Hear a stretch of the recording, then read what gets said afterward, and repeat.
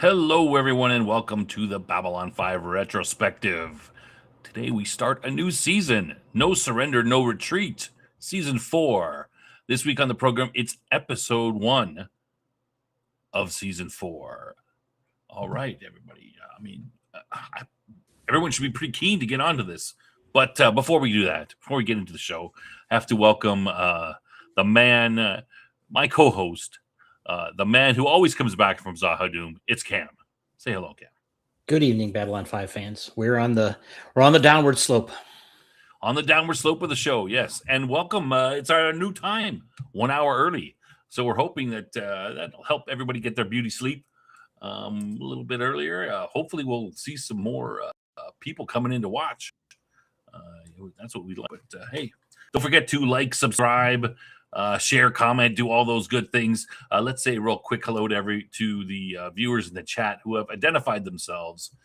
So far, we have Dave, of course, sending salutations. Thanks, Dave. Appreciate that. And of course, Jeanette is in the chat. Everyone else is who's in the chat is on the show, but hey, that's fine. Says we got 6 watching so far. 7. Excuse me. That's good. Excellent. I'm sure some more will come in. But let's jump right into the program. Let's get the rest of the panelists in here and get the show going.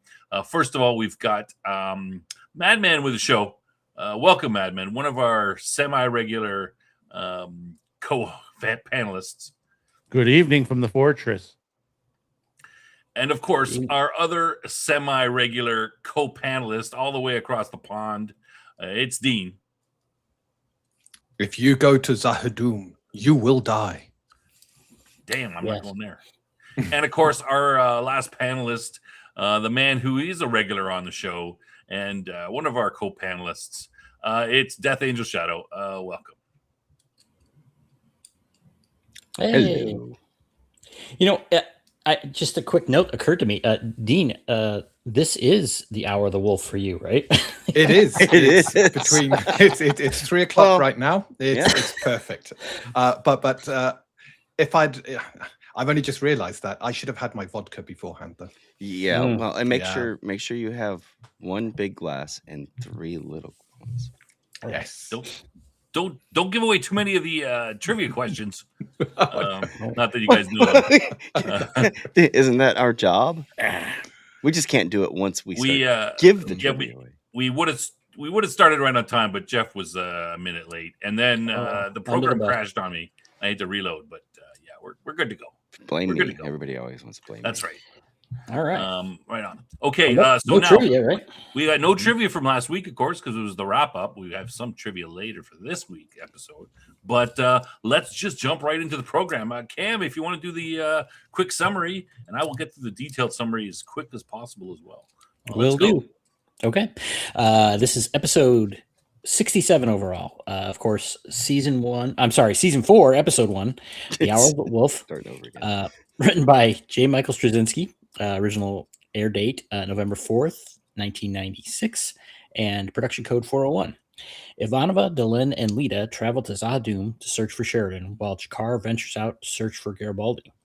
Lando finds that the political climate on Centauri Prime has worsened under the rule of Cartagia, the insane emperor. Nero. All right. I'll get into it. So the show starts off before the credits with a recap from the last episode, which is somewhat rare for Babylon 5. They don't usually do a recap. And then we have Jakar talking about how it was 7 days since they've lost Sheridan. Ivanova does not seem to be her usual self. She seems to be taking it hard. Lando has been sent to Centauri Prime. Delenn has refused to eat for the last 7 days. She seems a bit heartbroken, and there's been no shadow attacks. There seems to be they're at some sort of pause in the war. And then, of course, we get the intro itself. And so after the I'm going to break it down into there's sort of 4 characters, 4 main characters that are going on. Cam can break it down into it's probably really only two plots, but I'm going to break it down into what the characters are doing real quick. So Ivanova, we see her in her quarters. She seems a little bit off, depressed, maybe not depressed, but at least taken down, not her usual chipper self. The Right. command and all, worried about Sheridan, that sort of thing is maybe weighing on her a little bit. She has a meeting with the League along with Dylan. She's not very diplomatic with them, and it seems that they are pulling all their ships. The League is starting to fall apart. She gets info on Sheridan from Veer, basically all the info we had from the last episode. Lita comes to see her and says, "Hey, we could go to Zahadum. We take the ship, and I could probably block the ships. And because of my link to Kosh and Kosh's link to Sheridan, I might be able to detect him." So they go. They decide to go. Dylan comes along. They meet something called the Eye, and they are almost captured. But thanks to Lanier's quick thinking and preparation before they escape, they were going to. Seems like their minds were being taken over. They were going to land on the planet, captured, mesmerized. That's a good word for it. Hypnotized, mesmerized. But they escape. And when they get back, of course, they had no contact. They tried to call Sheridan. He didn't reply. And apparently Lita, at least she doesn't say anything about that. She was able to detect him or anything. Ivanova then says basically that she's got to carry on. She kind of picks herself up and she says, I got to assume he's dead and carry on from there and be in charge. Dylan, her main thing in this episode is she confronts Kosh 2.0, questions the Vorlons. Why are they ignoring her? Says, are you going to do anything? And the Vorlons say, no, we're not going to do anything. Sheridan is irrelevant. That's the word that Kosh 2.0 uses. But we do get the information that Sheridan, quote, has opened an unexpected door, whatever that means. And I'm sure we can talk about that. And of course, as I said, she's with the ship to when it goes to Zahadum with Ivanova and Lita. Jakar himself goes to commit a little bit of a misdemeanor. We find him, Zach finds him in Garibaldi's quarters, stealing his hat for some reason. He says it's part of him and it's like a piece of his soul, sort of. And he's going to find him. That's all we get. I'm assuming in further episodes we might see something about his travels to find Garibaldi. Meanwhile, Londo, he's back on Centauri Prime. He meets the Emperor. He's about to meet the Emperor. He's not really that impressed with the Emperor because he knows him since he was a baby. The Emperor seems pretty confident. He needs something from Londo, but he's a little bit cryptic and says, "Oh, you got to meet somebody, and you'll meet them later. And I got a job for you to do too." Londo goes back to his quarters, and he finds Morden in his quarters, who's obviously had some plastic surgery work done on his body. He had something. Peeling skin off himself. Perhaps he was at the tail end of a nuclear blast or something like that. Doesn't really say. But I'm sure we'll talk in detail about his speech because it's quite the speech and a lot of information in there. After that, the shadow ships arrive the next day, and Londo's like, no. He confronts the Emperor about this, who's looking at the window and going, hey, this is so cool. He tries to grab the Emperor and pull him away from the window and almost gets his throat cut. They have a little bit of discussion, and the Emperor basically says that, hey, I want to deal with these shadows because if you look at the old books, they make people gods, and I want to be a god, and I don't care what has to happen so that I become a god. And, of course, Londo's a bit taken aback by this. He calls Veer, says, I need you at Centauri Prime, and basically says, the Emperor's insane, and we need to overthrow him. So, hey, what's going to happen there? That's pretty much the end of the episode, except at the very end, we find Sheridan in a cave with a mysterious person. And so he's obviously not dead, but what's going on? We don't know. We'll find out maybe later, but we can discuss it. Sure? Cam, over to you.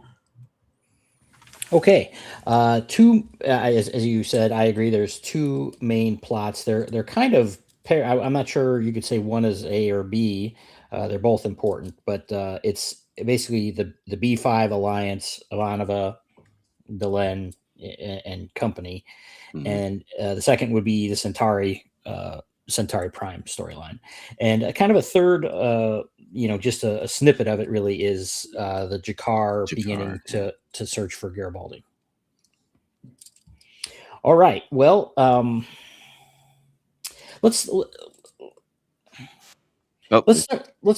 with the main story, the B5 storyline here, because it's not my favorite. So I like to keep the strongest for last. As Snob mentioned, we've got Ivanova and her. She's kind of just despondent and trying to hold things together. Along with Delenn, and everything's fracturing in terms of the alliance because they're cats to be herded constantly. So let's just let's just start at the top, and let me see. Let me flip a coin here, and we'll go to Dean. We'll start with you. What do you think about this? I mean, it's kind of an aftermath story, right? It is, and this is showing. We in the last season we saw Babylon 5 break away from Earth, and one thing that didn't fully hit us until this episode is that all of their support structure's gone. And by support structure, I mean they've lost their commander of the station. And Ivanova would normally have someone else come in with those requisite skills to deal with all of those problems and take over. But there's no one. It's her. And you can see it's weighing on her. She's got all of this long list of reminders, messages waiting, meetings to have, on top of which she's also grieving because she doesn't know whether the captain's dead or not. And she can't move on while she's got that sense of, is he here? Is he still alive, or is he dead? I do like the start. I think it sets the scene. And the scene with the non-aligned worlds, they're a bunch of useless. Yeah, they're always for themselves. They always want more. But then I guess can you imagine you're lumped in with, like, I don't know how many are in the non-aligned world, 10, 20, and you're told, Babylon 5, you get a vote. Sorry, you all get one vote. It's collectively one vote. Yeah. And it just feels a bit, I guess, yeah, they're representing their own interests because, yeah, they're small and their world is their borders that are all touching with each other. But to be fair, I mean, they're kind of they are the main players at this point, really. They are. Well, yeah, they have been brought to the table by Sheridan, really, and given a chance to be a little more influential, perhaps. Did you guys notice that there was the Drazi guy who I like? I like that. Yeah. He's an amusing character. He said something first like, "Oh, this isn't a war you win," and then like the next breath, he's like, "The war is over." Yeah. and then again, the third breath, it's like, "We got to protect ourselves. You got to reinforce ourselves." It's like, you don't know what's going on, buddy. The war is over. Yeah. Okay. Sure. So, what do you guys mirroring the UN there a little bit? I'm sorry. Say it again. Stop. I said that I think they're mirroring the UN a little bit. Yes. Yeah. Very much so. Definitely. Yeah. Well, useless. Jeff, what do you think about this whole the alliance issues? And I mean, the whole back and forth with them and Delenn. And I mean, Delenn kind of even speaks a little. Normally I would complain about just talking about stuff out in the open where everybody could hear, but I think in this particular sense, her being critical of them was intended for them to hear. Oh yeah. I mean, it was clear. She was literally trying. That's okay because they only care about themselves, basically. A little classic reverse psychology. Despite everything that the captain did for them, she just kind of calls them out. Yeah, Madman, what do you think about this? I agree with Dean. Is like, the legal of non-aligned worlds, they're just a bunch of monkeys, you're just jumping around saying, Sheridan's dead, the shadows are not coming after, we got to go address our wound, we have to address our wounds, we have to protect our worlds and stuff like that. It's fracturing the whole thing, and it shows you that Sheridan was just that piece of the puzzle that kept everything together. Nexus. He was the Nexus. That put your Nexus that was to that point. And that's what the Shadows were afraid of when they had him had his wife come get him to bring him to Zahadum. That's what they were afraid of. To that point. And you're seeing Ivanova, she's just a wreck at this point. Delenn, both her and Delenn are. Yeah, both Delenn on there. Also, you got to remember Lita is having some issues also dealing with the Volon ambassador. New Kosh 2.0. Yeah, Kosh 2.0. You're not the only one. That's the first thing I wrote down was Kosh 2.0. It's Kosh 2.0. And he seems, and she mentions in a point, it says you seem a bit dark. Now with Copilot. That a bit dark. He's like a bit dark. Oh, of course we are. Much darker. And even his outfit is darker. And the whole thing, even Zach is like, I don't know, to that point, is he alive? Is he dead? I could speculate, but we just don't really know to that point. Well, we'll get to that one there in a minute. We'll get to that, Because there's a great line in that scene. Yeah. Well, man, I'm glad you brought that up because, it's kind of this open. Sheridan is the central, is the linchpin, right, to all of this, and we as the viewers see that, but various characters throughout are kind of, they reinforce that or they deny it. It's because sometimes like, oh, you get knocked out, someone else will just take your place. That's one way of looking at it. And then there's other ones that's like, well, yeah, when he's gone, things just kind of grind to a halt, or he's done something that causes things to grind to a halt in this case. I just want to highlight that because this will become a very important point for what I think is the season finale, and a very poignant episode regarding that and people and their effect on things. But I just want to put a stake in for that. And then Snob, what do you think about this whole thing? Yeah, I first saw this and I was like, the League are a bunch of useless, and I kind of wasn't surprised. I thought maybe that we would be getting a little bit more of Ivanova's lack of diplomatic skills, but it doesn't really show so much that does a poor job there. And so I think that the key article about this is how Sheridan has been holding the alliance together with his his personality and who he is. So I think that's the main thing that's getting across. So I agree with that point. I think that's the real the real core nugget of the scene. Right. Okay, let's see. Well, we could go back to anything, but we have the scene with Veer and Ivana. Again, he, like Dean mentioned, Ivana was getting all these messages from everybody, right. But she does have this little meeting with Veer, which I think was important. Veer basically explains that with Londo gone, Mr. Morden's contact network, bring things to him. I'm not sure that makes a ton of sense to me, to be honest with you, why they would be providing Veer with that information that's kind of about their vulnerabilities. It was basically like a report from behind enemy lines telling you how badly they've been hurt. So that didn't make a ton of sense to me from their position. Why is that? Because you don't think Londo should know all this, or is it because? Well, I don't know why the Shadows would tell anybody that. To be honest with you, and everyone. Well, I don't think it's the Shadows per se that are doing it, but I think it might be some of the worlds that maybe. Who else sided with them? I think. Well, I think it's more toward Veer's figuring it, because you hear what he says, that basically you had two nuclear bombs go off. Sheridan dropped into a 2-mile chasm. There's no way he's surviving that. And basically, that explosion had to have hurt the Shadows. So in his mind, he says, Shadows are hurt. They've pulled back. We know they've pulled back to the point because nothing has happened yet. How hurt are they? And later on we do, of course we see Morden later on. You see how damaged he is. To that point. Well, that was their capital city too, and Veer points that out. Yeah. So that would be like somebody striking DC.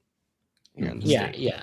You So know, I buy that Veer has knows what Londo knows, because I think Londo would give him access even if he wasn't supposed to or anything, because he very much trusts Veer. Now, though, on Cam's point, I mean, I don't know why the Shadows would be telling Londo, who is not really their biggest supporter anymore, that hey, we're all screwed up, and Churchill is been sick to his stomach, and Roosevelt can't walk, and they wouldn't be telling all this stuff. But Yeah. it seems a little strange. It's like a strange it was a strange presentation of that information that I think. Oh, Dave disagrees, though. I mean, that's a reasonable point. Yeah, but I'm not saying that Londo wouldn't be somehow involved, that they wouldn't be trying to push his buttons, but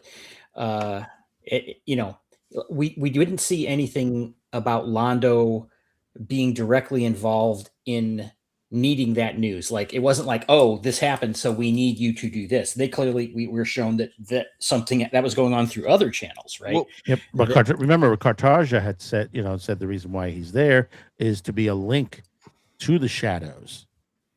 Well, no, he was a link to the other worlds. Planetary defense, and to planetary defense. But Londo's experience with the other races was why he was there.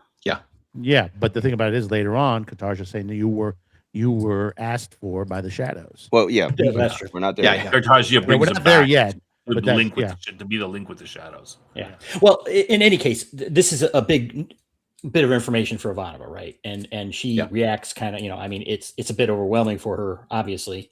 I'm sorry, I talked too much there. Let's go back. Let's go back to around to Dean with, what do you think about this whole thing with Veer?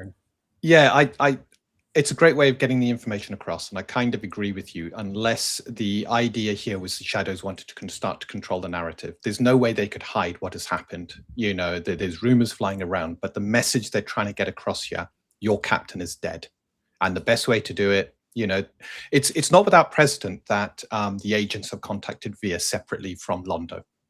In fact, we had the whole scene with Veer and Morden, where Morden asks Veer, "What do you want?" And it's the little waving as a warning to yes. So the agents of the Shadows have contacted Veer before, and I'm wondering because they probably know Veer is not 100% behind them, and this is a way of getting a message to the command staff of Babylon 5, which is, you've hit us hard, but you know what, your captain's dead, and when we recover, you're next. So that's the only way I can see why that information would have been given. Well, I mean, there's also the as we'll learn, there could be news of what the Shadows is doing, and we'll talk about that here shortly, I'm sure. But what the plans are of the Shadows, and we don't know why. But what they're doing, since their capital city was heavily damaged, they're trying to distribute their ships wherever they can, so I guess I think that maybe some of those worlds that they have struck, that they are aligned with, might have some information, and that may be where some of this is coming from.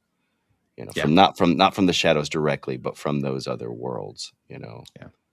From a piece of pushing the plot forward, informing the viewer of what's going on. I think it's a good piece. It works. It works. I mean, it's.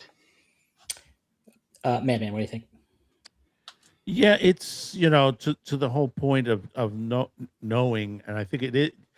Dean is right on that. Passing that along, saying, "No, you didn't get us, but nah, we killed your captain." To the point. To that point, that's how. To that whole situation. But also, I think the Shadows treat Veer as like he's a nobody. He's, we could tell him all about, but what's he gonna do? To that point, he's a mile weak guy. But remember that down the line. So that basically this is how they see him to that point. And remember back when Mr. Morton and Jeff brought it up. He goes, what do you want? remember what to the point that Veer got a little snappy at that point, and he's been getting a little snappy He's in the getting last that couple. backbone. He's been Oh, getting yeah. a backbone, So let's see what happens with it, down the line. I with like him. that Veer. Veer is such a great character, but Yeah. still, they're giving him the information, just like I said, just to say no. And Veer, the way Veer reveals the information, he definitely, because you see him again later on in the episode, but he definitely has a different demeanor. The actor portrayed it very well. His demeanor was very, I hate to be the bearer of bad news kind of guy, and Well, he was trying really, to put a positive spin on it. yes, he did. He was trying to be supportive, I think. He was. He was like, hey, but the captain was successful in hitting them hard, and Yeah. and maybe being optimistic, because Veer is Mr. Optimism. Sure. Snob, what do you think? Yeah, I mean, I think everybody brought out good points. And I said a little bit before, but I think that, I mean, while the Shadows may consider Veer weak, they actually, I think they've been feeling him out in case they can't use Londo anymore, or Londo dies. Backup They're just plan. covering all bases. And the fact that if they see Veer as weak, he might be better for them to be able to manipulate if Londo was out of the way. But of course, we know that Veer is never going to. He has a backbone, and he's the worst guy he's not going to help the Shadows. Right. Pretty much he'd be harder to manipulate than Londo, because he's got a bit of a moral backbone. So that's the only thing I wanted to add. Okay. All right. Again, we can return to any points that anyone likes, but then we have this scene with, as you say, Kosh 2.0 and Lita and Delenn. Madman, do you want to start off with that? Yeah, Delenn is now trying to, she's slamming Kosh 2.0 and telling him, where are you? Where have you been? Where you've needed you? The alliance is falling apart at this point, and he's like, well, we don't give a shit, Irrelevant. It's irrelevant to us right now at this moment, and it's like, we put this coalition together. You were part of this. You can't just walk away from this whole situation. And Kosh 2.0 is just he's put to the point. He just walks away to the situation. I mean, she even tries to get Lita involved. She says, "There's nothing I can do," to that point. That basically there's something going on with the Volons now. What is it?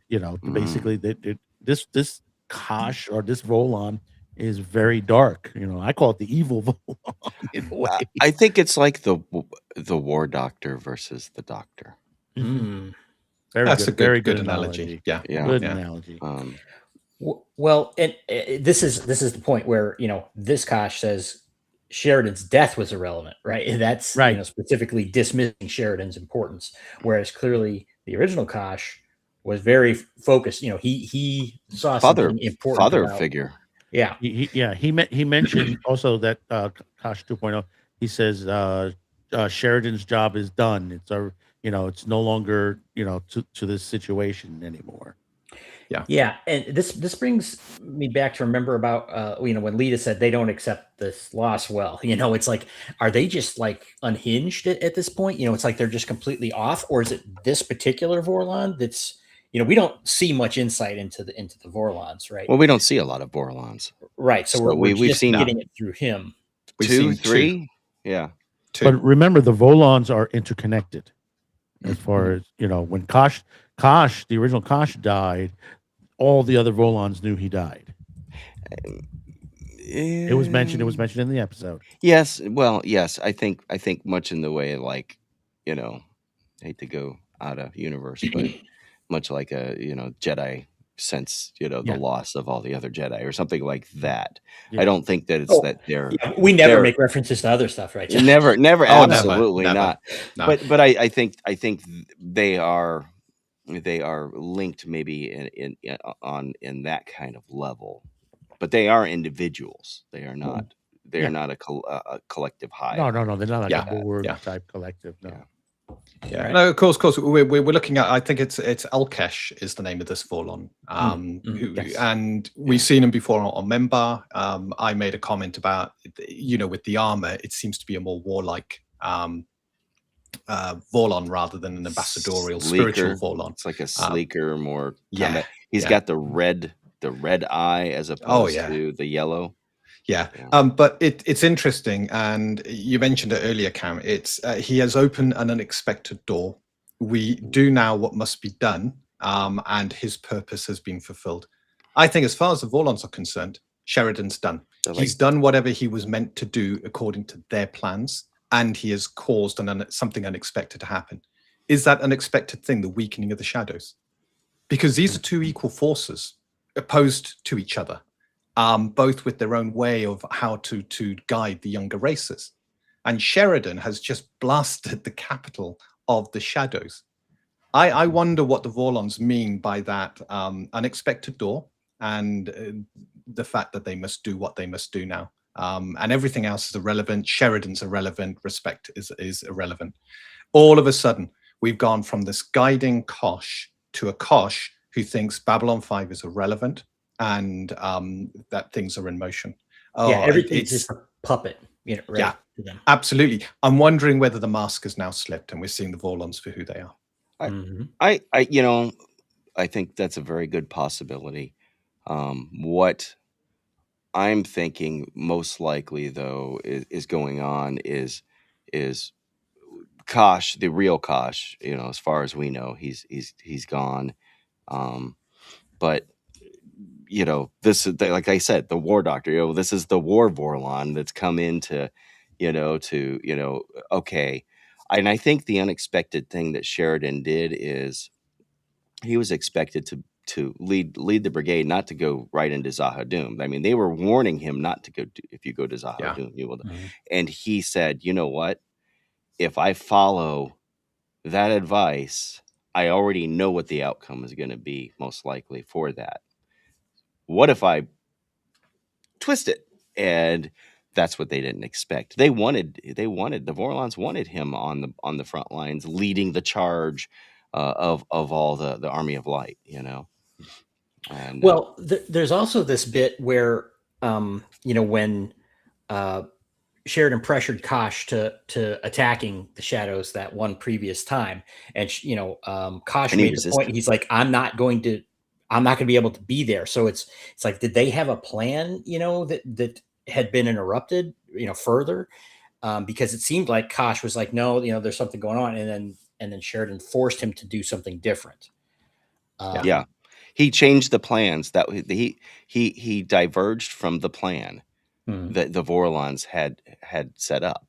And I think now they have to come up with a new plan.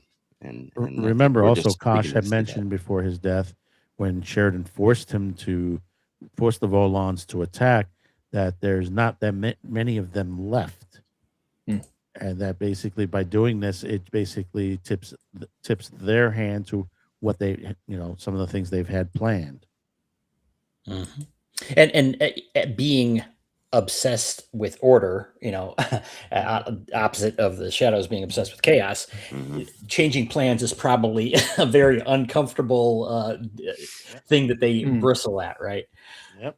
Which could be explaining, why he's so abrasive. And one other thing I wanted to mention, I gotta get snobbed in here, but he was also the one that was partnered with Kosh back in time with Valen on Babylon 4, and obviously he was, working on Mimbar and everything. So he probably had as close a relationship with Kosh as anyone else, and having known each other for thousands of years, maybe more.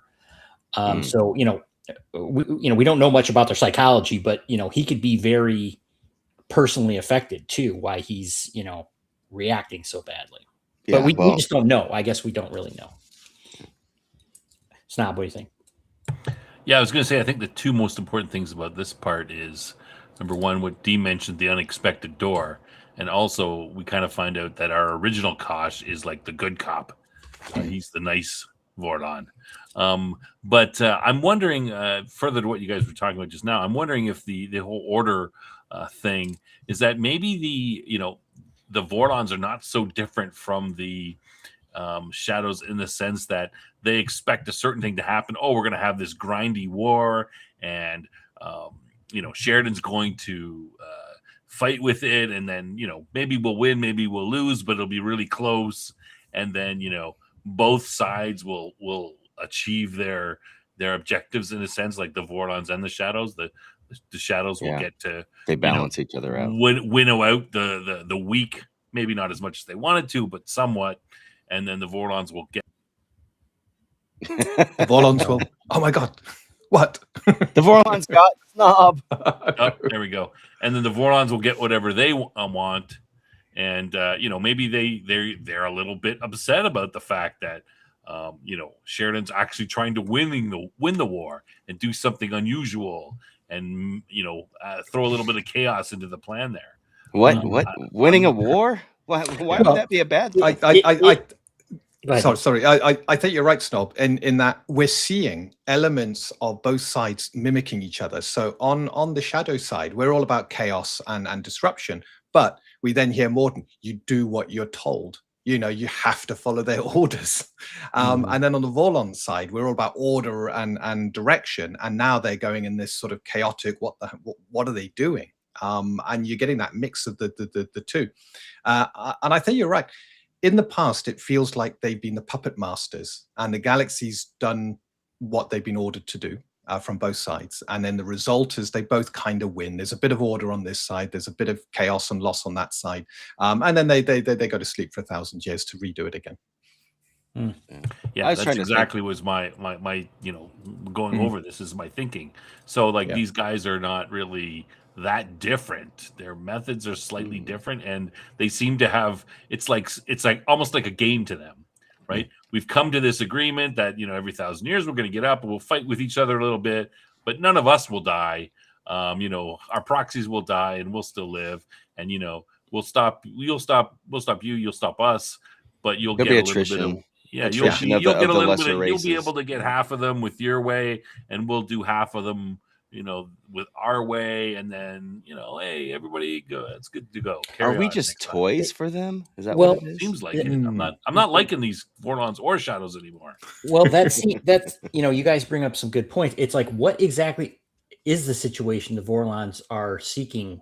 Is it just like, you get to cause chaos as long as you're in this box, as long as you don't go too far outside of it, we're okay with you slaughtering millions of people.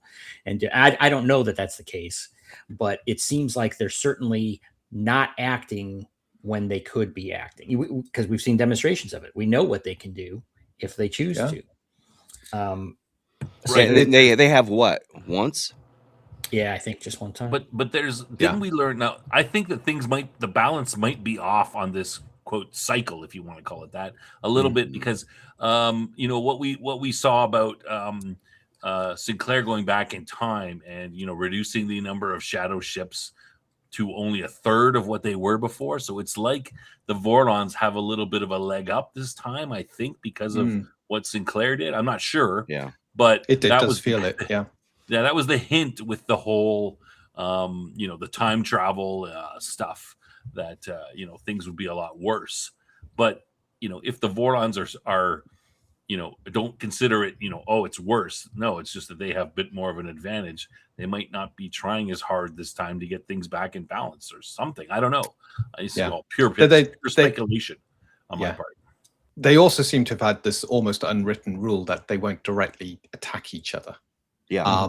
And you got there with Kosh going, if you ask me to bring in our forces to directly attack the shadows, I won't be there to help you, because he knows the consequence. They're breaking a rule, and the shadows will retaliate. Yeah. So I think the shadows kill him for breaking that rule. Exactly. So I think it. So why did Kosh do that? Yeah. Like, why would he? Because I think because Sheridan wanted him to. I think and because he was that enamored with Sheridan, or that he felt that strongly to him. I mean, he did save his life, right? He did. Yeah. So maybe it could be. You got to remember, there's a pause in the situation. The Shadows didn't expect for Sheridan to do what he did, to drop 2 nukes on their main city. Right. They didn't expect that. They thought, oh, look, we're wrangling him in, and if he doesn't wrangle in, we're just going to get rid of him. That's all. To that point. I mean, they were threatening Babylon 5 while Yes. he was there. Yeah, exactly. I mean, they were like ready to destroy that shining beacon, out in space. That I mean, they were ready to destroy, and then And remember, that boom. was part of the time thing that you saw Ivanova saying that they're coming through, Babylon 5, and then we saw, but prior to that, flashbacks. going Yeah. back, you saw that the Centauri woman who saw Babylon 5 imploding, to that Yeah. point. Yeah. So all of this is coming, these are pieces that are coming together, but is some of this stuff coming true? Is this stuff been changed? We have to continue on with the story and see what's going to happen next to this point. But as far as right now, Babylon 5 is safe for now. So you're perhaps suggesting that Babylon 5 should have been destroyed, but the whole Sinclair time travel episode They changed things screwed back. up everything. Yeah. But him the dropping 2 Vorlons nukes would have on there known that. changed everything.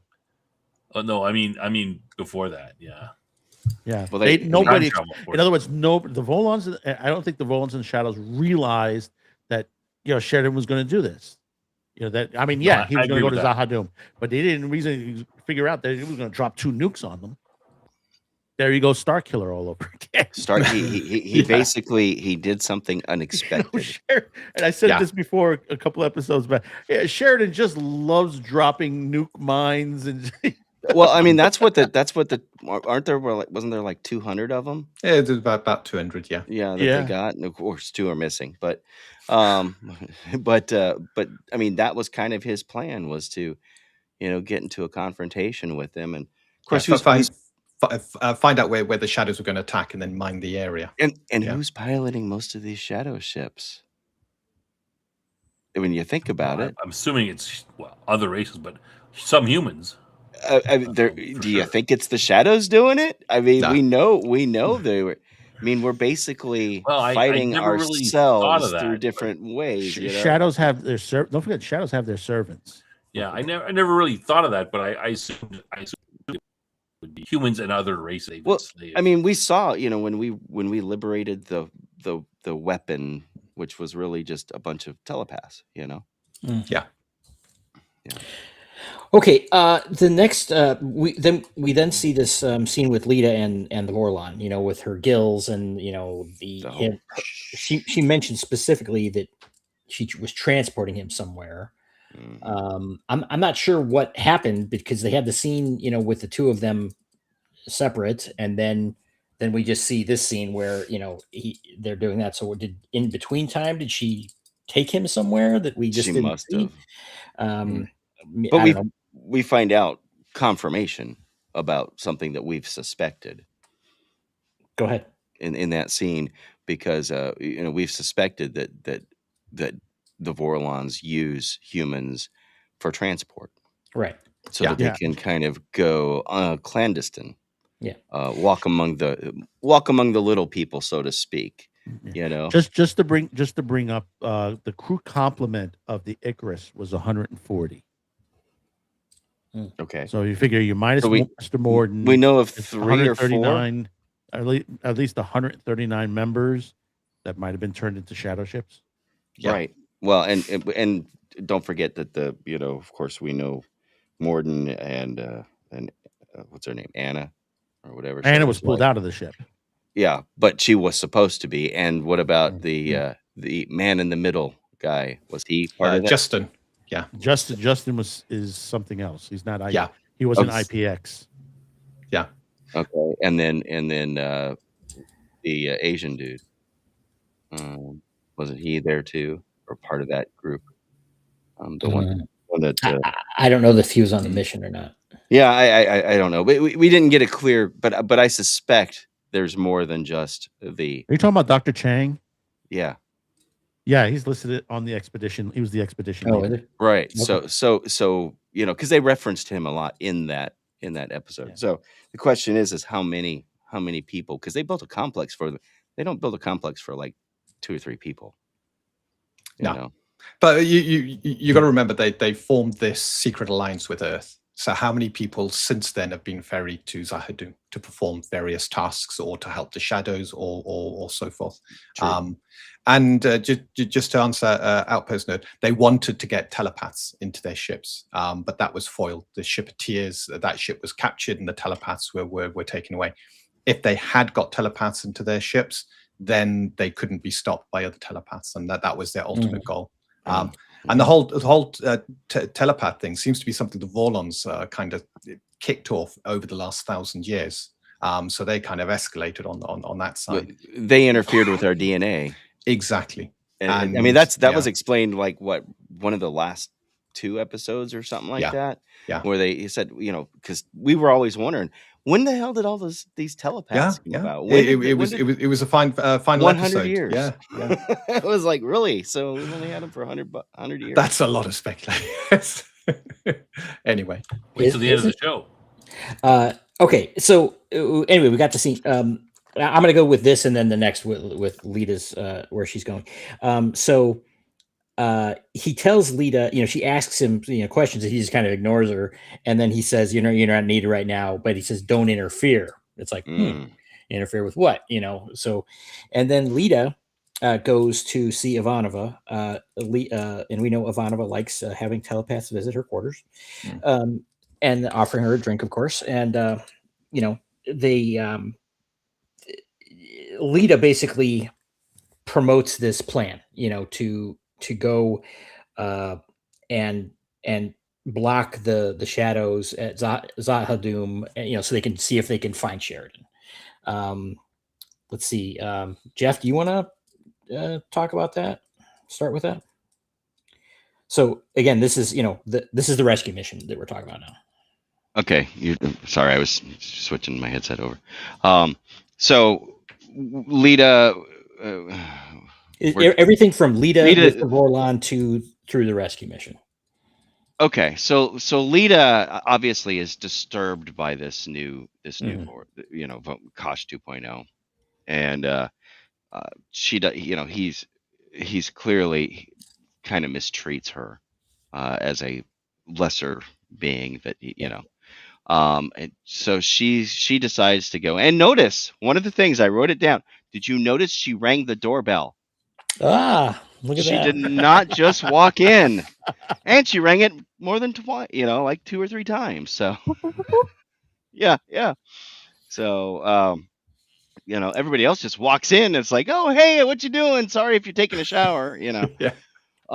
But she's got this idea. She's got some time off, right, from her duties with the Vorlons, and she basically goes and says, I have an idea, that we can take one of the ships and go out there, and she thinks that she can block them and while they're scanning, to see what happens. So because part of her theory is she can also sense Sheridan because of her because of Kosh, because they were both sensitive to Kosh. She doesn't know, but I think she maybe suspects that Kosh left a piece of him in Sheridan, which would explain some of the stuff we've seen, with jump now, that type of stuff. But yeah, she has this. She kind of has this idea, and between the two of them, it kind of almost reinvigorates Ivanova in a way. Yeah. She's like, because she wants to know, right? That's her. She doesn't know what it is, and the lack of knowing is hanging her up. She doesn't know if it's like, it's not just her; it's hanging the whole entire crew up. Right. Everybody's kind of, Zach is even kind of that way. I don't know, but Lita's got there's a plan, so we're gonna go and try and find, and I mean, that's that next thing we know, and it's kind of we don't even see any of the planning in between. It Right. literally Yeah, is like yeah, you're get to learn there, what's and then poof, they're on the White Star in hyperspace, right. or not the White Star. What A White one Star. of those? A White Star, yeah, a different ship, obviously. So that's It's great to see the remaining command staff all aboard one vessel away from Babylon 5. Yeah. happens all the time in the military. I swear. Yep. Mhm. Well, Dean, why don't you pick up from there? So they do go out there, and then they've got all this stuff with they mentioned the eye, and Yeah, you can see the Tolkien influence in JMS's writing here. Yes. It's absolutely right in your face.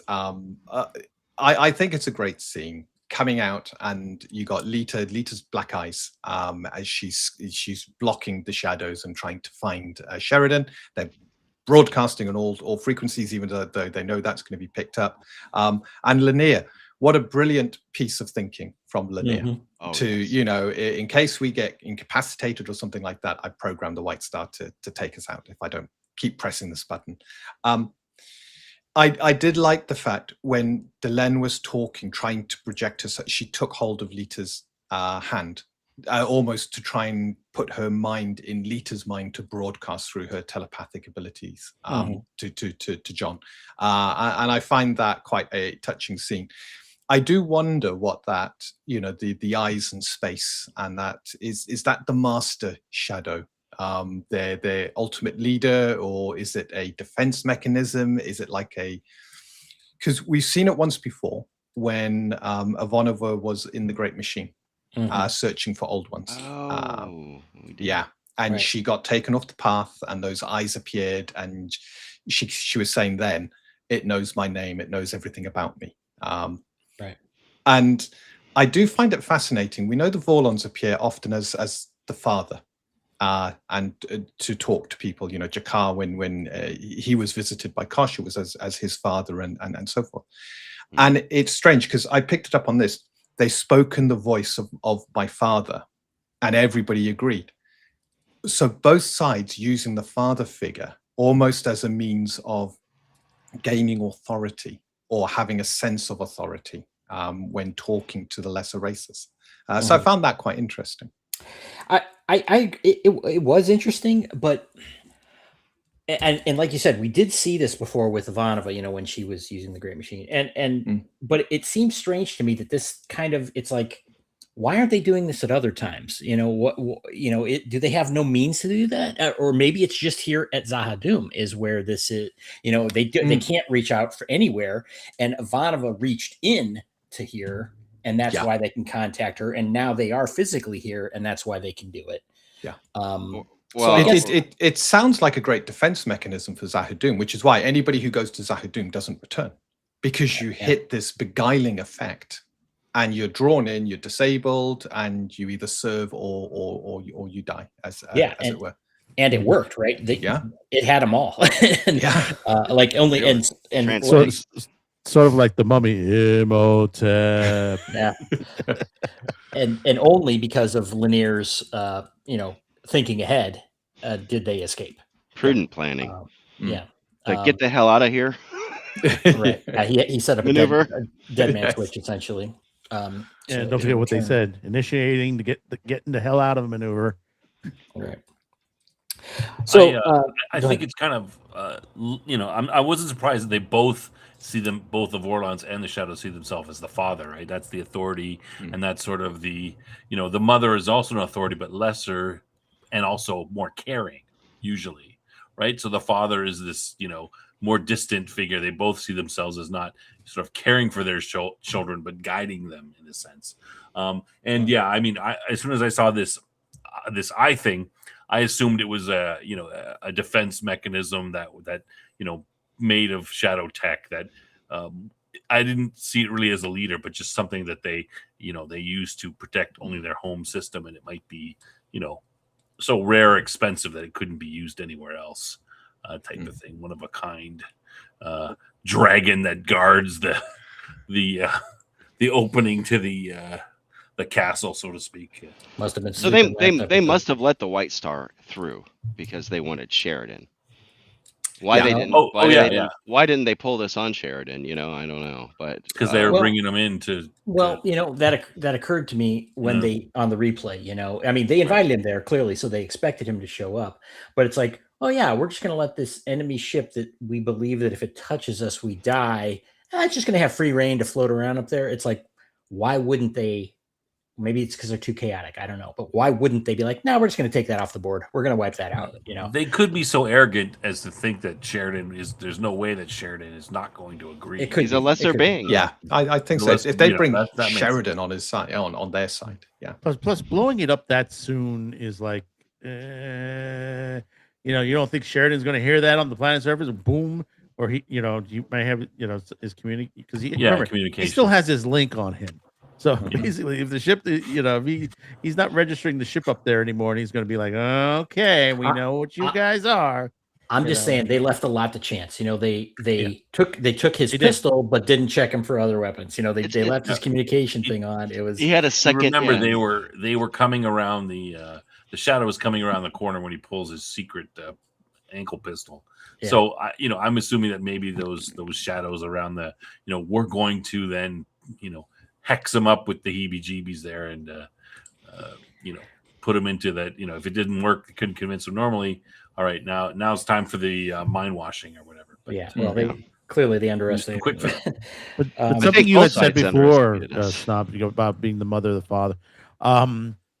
Excuse me. Justin had mentioned in that previous episode that he mentions it as parents, not like a mother and father, but it's more like he says parents to that point. But he did use the whole mother and father in a way, but not directly, because he was like, your parents tell you to do this and your parents tell you to do that. That's how they put it to that point with Justin. How he was explaining it. Let me address this. What the Outpost Nerd is saying here, and you guys kind of said too. But the Shadows actually said the exact opposite, or Justin did, speaking for them. He's like, no, they see great potential in us. Da da da da da.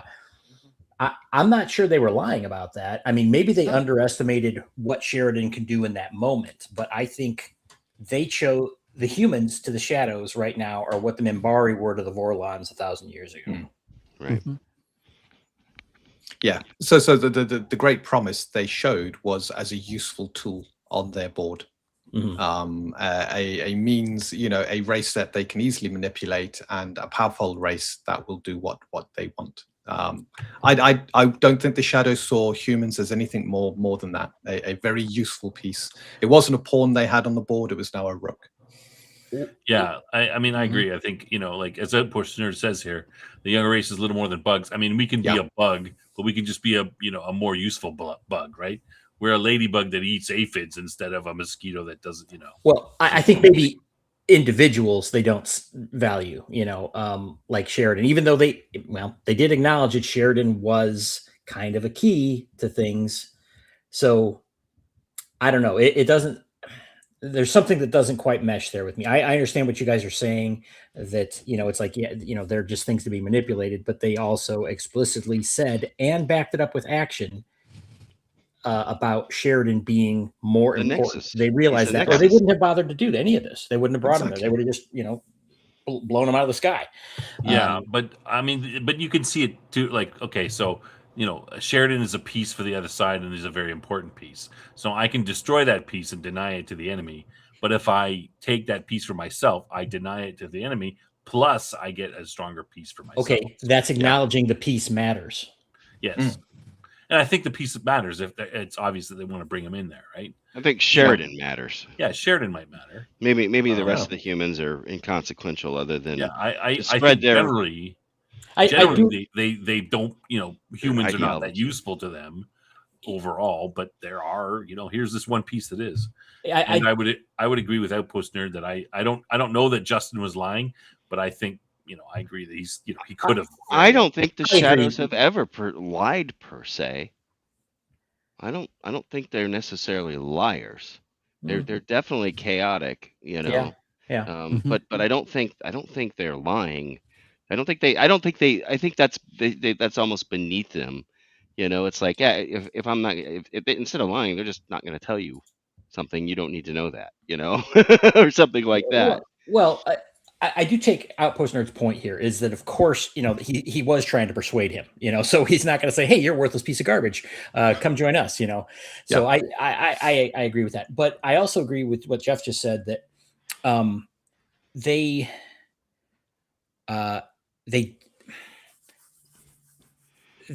have no reason. They have no real reason to lie. Like Justin was being very open. It's like, yeah, sure, millions are going to die, but it's the big picture is okay. It's like they have that kind of will survive. Right. They have that arrogant attitude where it's like, yeah, what of it, kind of thing. So I don't know that they're above lying. It's not like if it didn't serve their purpose, I'm sure they would. But I mean, how many different free species of humans were there, and yet ultimately ours won out? I mean, it was we had all the right things. So it's just that on a bigger scale. And remember, in the original war, the Minbari came out stronger than when they went in. Right. Yeah. And also, I think that you don't know, like, we don't know what they talk about, the shadows talk about doing what they're told, right? Maybe Justin is just doing what he's told. Here, say this, say that. Sure. He might not know what the truth is. Outpost Nerd, can you highlight his last comment there? He says the role matters. Sheridan does not, even though they often that someone else fills the role. That is what Justin, he said that as well, right? Mm-hmm. But again, this is the question that we're seeing presented in the show. Does someone like Sheridan matter to history? Right? Is what he does really relevant and the turning point, or isn't it? And well, we're going to find out, right? I mean, but that's we're seeing both sides of it here, is what I'm trying to say. Yeah, I don't agree fully. I mean, I think that his role matters, yes, for sure, but there are people who do the role. They're not all going to be equally as effective, per se. So maybe that someone's going to fill Sheridan's role. Is Sheridan better at it than someone else? We think so, maybe, but who knows? Maybe there is somebody better or not. Well, the upshot of a lot of this, I think, is that both the Vorlons and the Shadows, we can't really understand their motivations. They kind of explain, it's like, oh yeah, we're going to do this and it's going to be better, but it's like, that's the dumbed down level. I think they probably have a level of a perspective that we can't like share, the bug on the flower. Yeah, right. Yeah, I mean, there is some truth to that. That and maybe they don't bother, trying to tell us that. But yeah, the two races are playing by their own rules, and we don't understand what those rules are.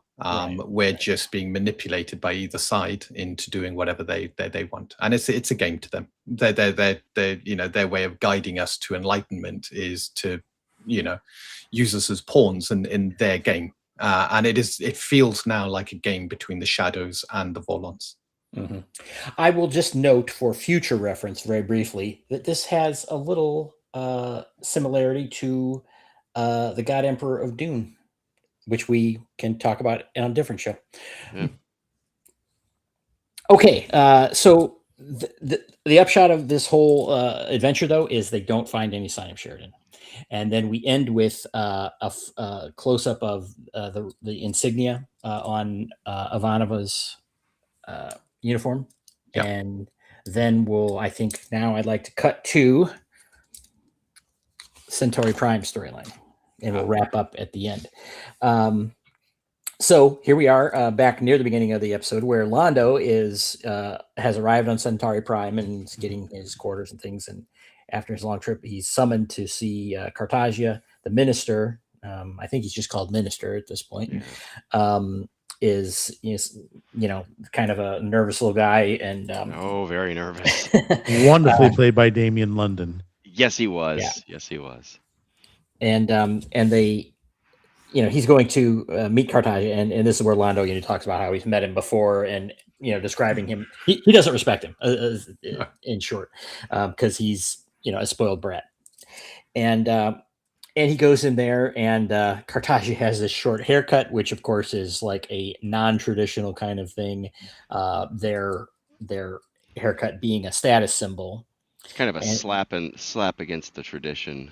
Right. of But the but people. he explains, and this is a reference we've heard this said before about Cartagia, that he's, going out and appreciating the adoration of the people or something like that. And he talks about how he walks among the people, so he kind of sees himself like this And the benevolent. things I've seen. Yeah. Yeah. Excellently played by Worthington Krimmer.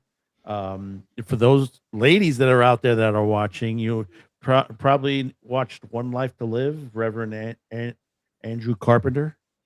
Fantastic actor. Oh yeah, that's where I saw him before. Well loved on those series. The women used to love his roles on Yeah, he One was Life to really Live The and, irony is the and character Days of Our Lives. Cartagia seems very flamboyant, and I had to Mm. chuckle on the second watching of this episode when Londo said the line about the three times he had met him, the first two when he was a baby, and the third time trying to look up skirts, and I'm like, yeah, I kind of think he probably wasn't trying to look up skirts. He spittled on them the first time. He looked Yeah. he was looking on the skirts the second time and said, When he I'll was be 15, just as yeah. impressed with him today as I was back then." And the minister played that really well, because he kind of like went a little bit. He's like, oh my God, you're just saying whatever you want. You don't realize, Yeah, the thing is, we're going to be seeing a lot of him. That's what's great about season 4 is this actor, Damien. He's got a major role now that we're on Centauri Prime, so we'll see a lot more of him. Yeah. So Londo is coming in kind of arrogantly here. Maybe from recent things he's feels like his position is a little superior, a little above, that he knows more. But he meets Cartagia, and he talks about how we're going to change, the galaxy and all this stuff, and he mentions that he wants Londo's experience for dealing with offworlders, and that he has been requested.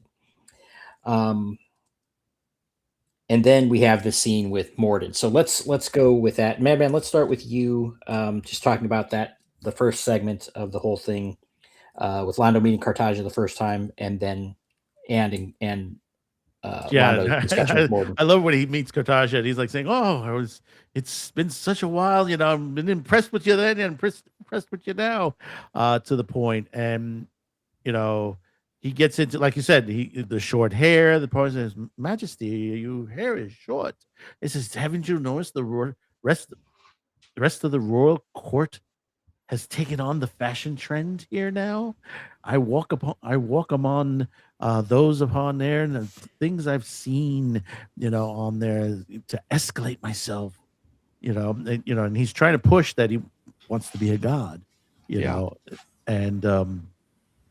he does that after the meeting. Yeah, he does it Yeah, after, that's but a little he's bit later, inkling, because the way he's talking, because look at how he's talking, his demeanor to the point. It's like he's not talking like an emperor. He's talking like he wants to go beyond that. That he's looking for something else. That's the way it looks like to that point. When when the first time you're seeing this, it's like what is wrong with this guy? He's batshit insane. Okay. Well, I very much picked up on the vibes of Nero. This is Nero. Yeah. It's the subtle things. Did you notice how he kind of put his finger and went across the lips of the one girl to his right side, hinting at an air of decadence and debauchery within the royal court that's not even attempting to be hidden. I just got the feeling you're looking at this, the inner court, the people who've also cut their hair short, and the ladies they surrounded themselves with. Yeah, you can imagine what happens when the doors are closed. Right. It's that kind of. I at this point I had a sense he was a young kid who'd been given a bunch of power and was loving it. And he was using it to do whatever he wanted to do, act out all of his dark deeds. Well, I think you're right about that, but to me, I'm asking where this came from, because this is one of those things that I don't think was particularly well developed. because he was a puppet, right? That's, he was Rifa's puppet that was Refa, put on the throne. And we saw that Rifa had been controlling the Centaurum and everything. And now we know Rifa was taken out of the picture, but we had an indication that Londo had spies and operatives, that was keeping Rifa in check and doing all these things. And Londo comes in here and seems completely unaware of what has developed now in a relatively short period of time. Cartagia is running around, Dean, like you said, like he owns the universe, right? He's got these delusions of grandeur and feels himself very secure in that position, it seems. Now, was this a quick development because of the shadows and with Morden that came into play? He says they promised me what I've always wanted. Yeah, Yeah. exactly. But you have to remember also, Rifa had planned this because his ascension, that he wanted to be emperor to that point. And that's the reason why he put Cartagia there, because Cartagia was easy to manipulate. And, because that's how he was saying, I have him under my finger and, this, and that, and eventually, Rifa survived. I believe he would have killed Cartagia and taken over the throne at that point. Sure. But Yeah, Londo killed Rifa. I think Morden summed it up best with if there's a madman on the throne, it's because you and Rifa put him there. Yeah. And both of those people, Londo was based on Babylon 5, so probably wasn't getting direct feedback on what was happening, and Rifa was taken out the picture. We then there's hear only 14... one man, and it's right here, right now. Yeah, exactly. And we hear even the Centaurum, 14 people objected, and they disappeared overnight. So this is someone who no longer has boundaries and is just grabbing what he can do and doing whatever he wants. And we hear the story. And the minister that tells fast. Yeah, the minister tells him the story. It's like, look, there's somewhere. Well, even a room somewhere. Even Cartagia says so much as, yes, there was like 14 that opposed it. Unfortunately, they haven't been seen since. Well, I'm not disagreeing with you guys or Outpost Nerd. Is that he's been unleashed, right? But Outpost Nerd's been unleashed. Oh no! Oh no! But this is love you, man. this is a very fast development, right? Because even when the other minister came to visit Babylon 5, it was it sounded like Cartagia's demand was reasonable. It's like, hey, I don't need this stuff. You need to. I don't care what happens, but you squabbling parties need to fix this, And again, I saw no indication prior to this episode that there was this expectation that he was a wild animal, and I mean, obviously, it is the first time we've ever seen him, but I don't know. It seems to me this is a hole in Londo. Londo was presented as a clown, and then like, nope, this guy knows what's up, right? And he was able to manipulate these situations, take out Rifa, do this and that. And now it's like he's taken aback. It's like, whoa, I didn't expect this. He's way out of the loop on what's been going on suddenly, and to me that seems very jarring. I wonder whether I agree with Cam. He makes a good point. I mean, I can see a scenario where, Cartagia is assumed to be an idiot, but he grew up in the court. He probably knows a lot about these shenanigans that go on and how they work. And he can, he's quietly building himself his own little bit of power and keeping Londo and Rifa, unknown to what he's up to.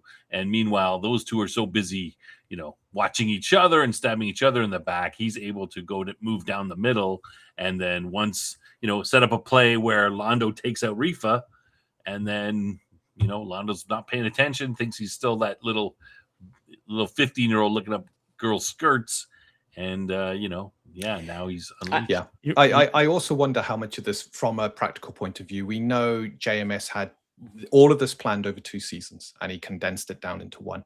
Maybe the whole Emperor thing was Londo returning to the court originally, and then slowly seeing the Emperor gain more power and going mad, and then aligns with the shadows, and this was supposed to have been staged over a few more episodes.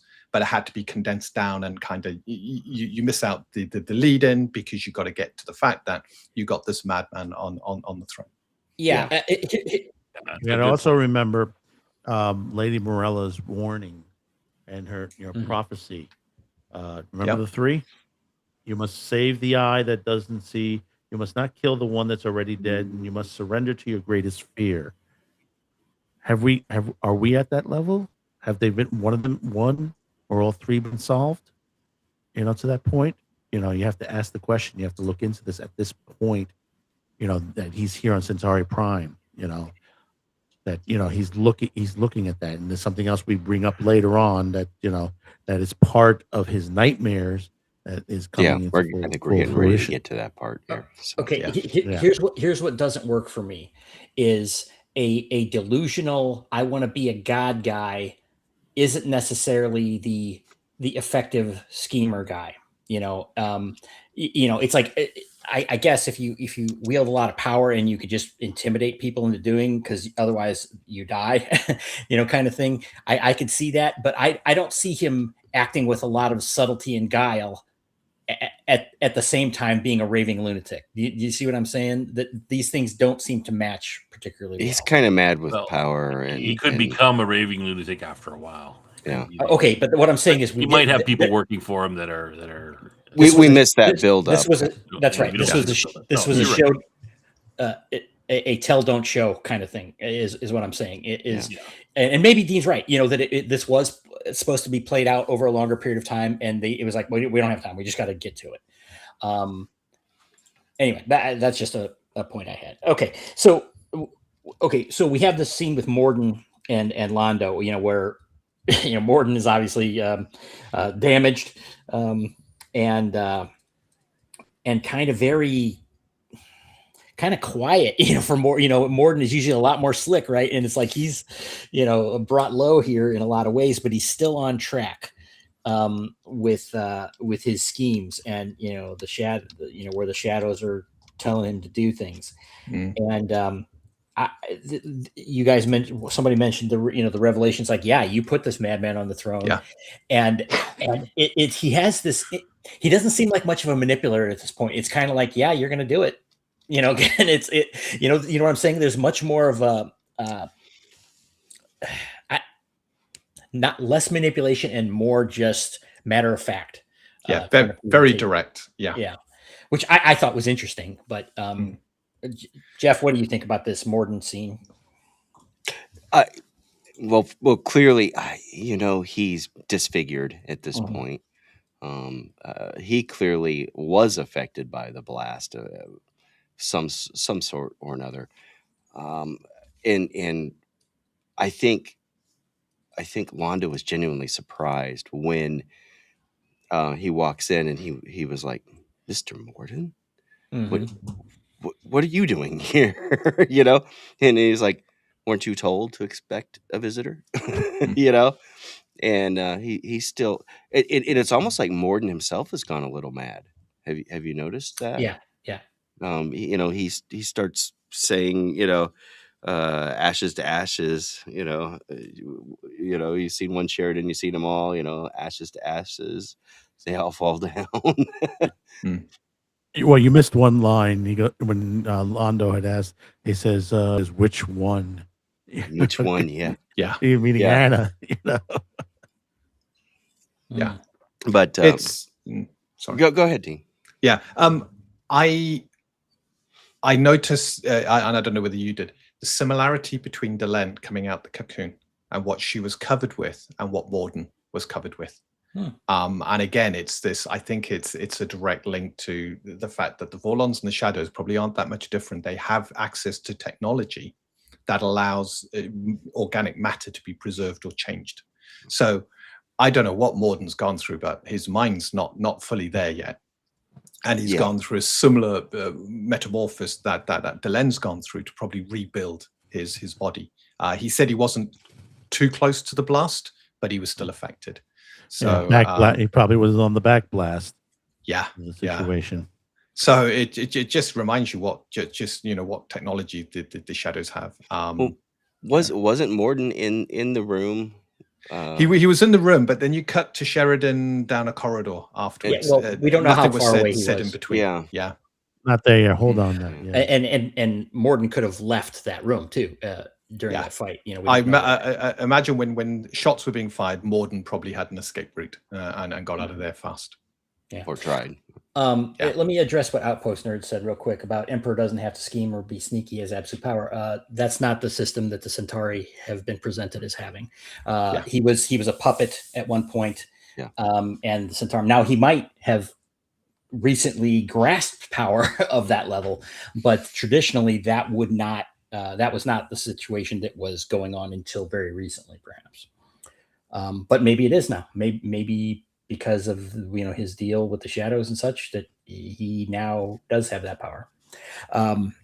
Okay. And there'll always be somebody who will gravitate towards the emperor because he's the emperor. So he can, over time, bring people who will do almost anything for him. And, it seems like he's been, murdering his opponent. So that always helps. Sure. Yeah, that's the thing. You accumulate that power pretty quick. The older Centauri way. You can. Well, and man, you Morden is still trying to manipulate Londo. Not, I think, fully realizing that Londo kind of manipulated him the past couple of times in a way. He's trying to say, well, because you're attracted to power, and it's like Londo, I think maybe was, but I think he's not so much anymore, or certainly not as motivated to be that power, and maybe some of it knows with him knowing his destiny is going to be that he will sit on the throne at some point. Well, let me bring up again. Londo seems to be going back and forth a little bit here. When Adira was killed, he was like, "Yep, fine, let's go." He went right back to Morden at that point. But then it seems like he backed off of that again. But I don't know why he would be surprised to see Morden and this continuing, because he basically threw open the doors to it again. Well, yeah, maybe, but what we learn from the conversation of Morden is what the shadows are doing. And now it's out to us as the audience. Good point. Yeah, this is an important point. You want to say what it was? Sure. So basically, because of what happened at Zahadum in their capital city, they are now scattering their forces, and they did this before. We learn previously 1,000 years ago or whatever, where they sent ships out to the various worlds and buried them like seeds, I think is the way that they that they put it, so that when the time was right, that those ships could come back. So they are actively seeking this sanctuary, not just on Centauri Prime, but on numerous worlds.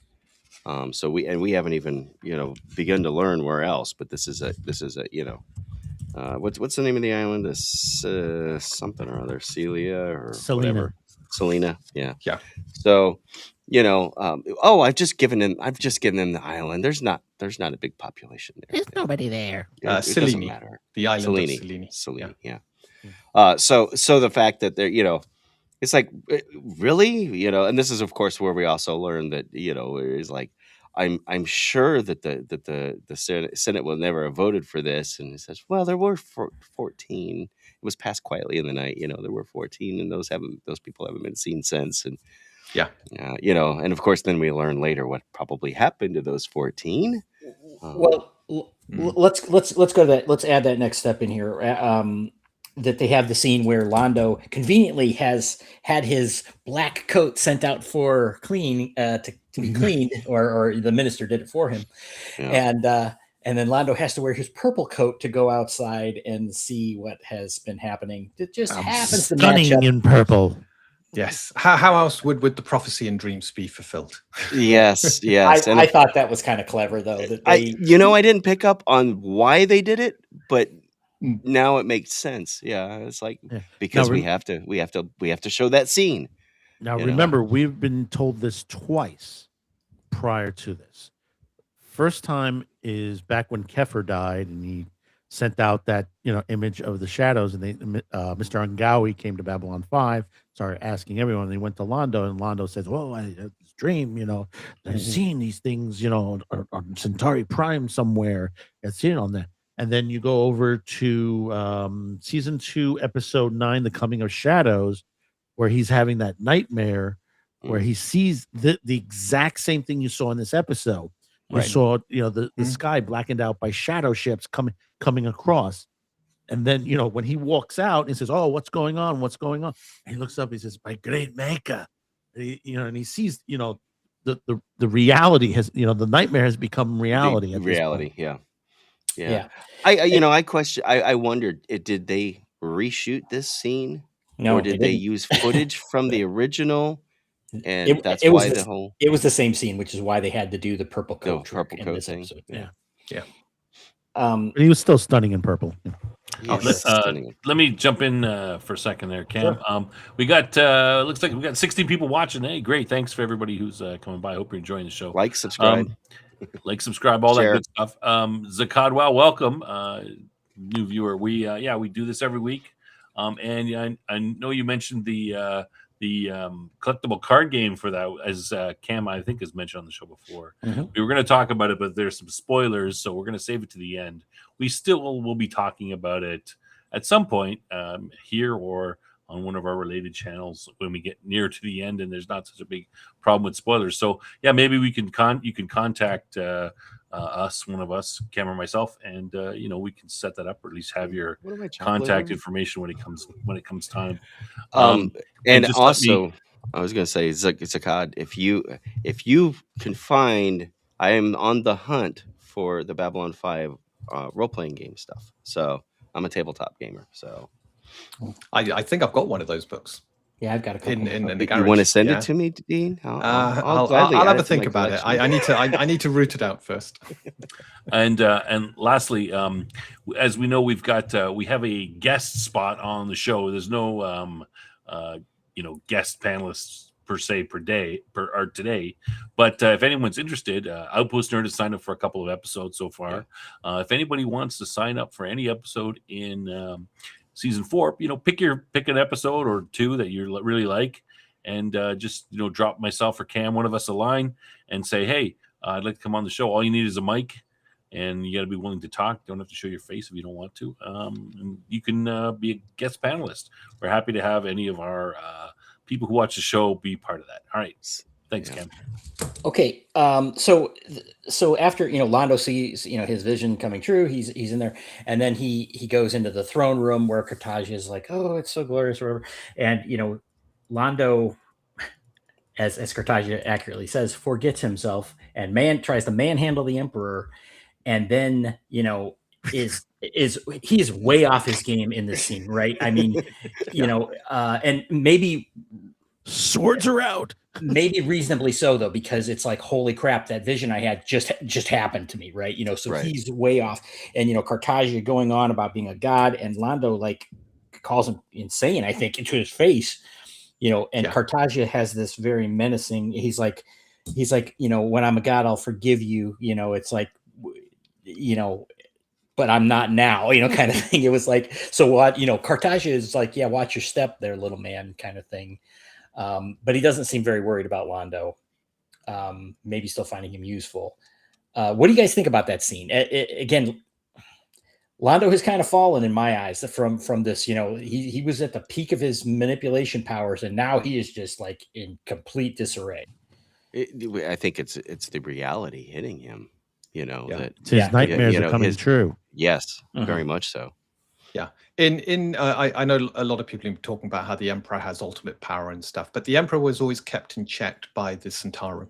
And the Centaurum balance, the Centaurum are scared of the Emperor now. He's removed 14 of them who stood against him.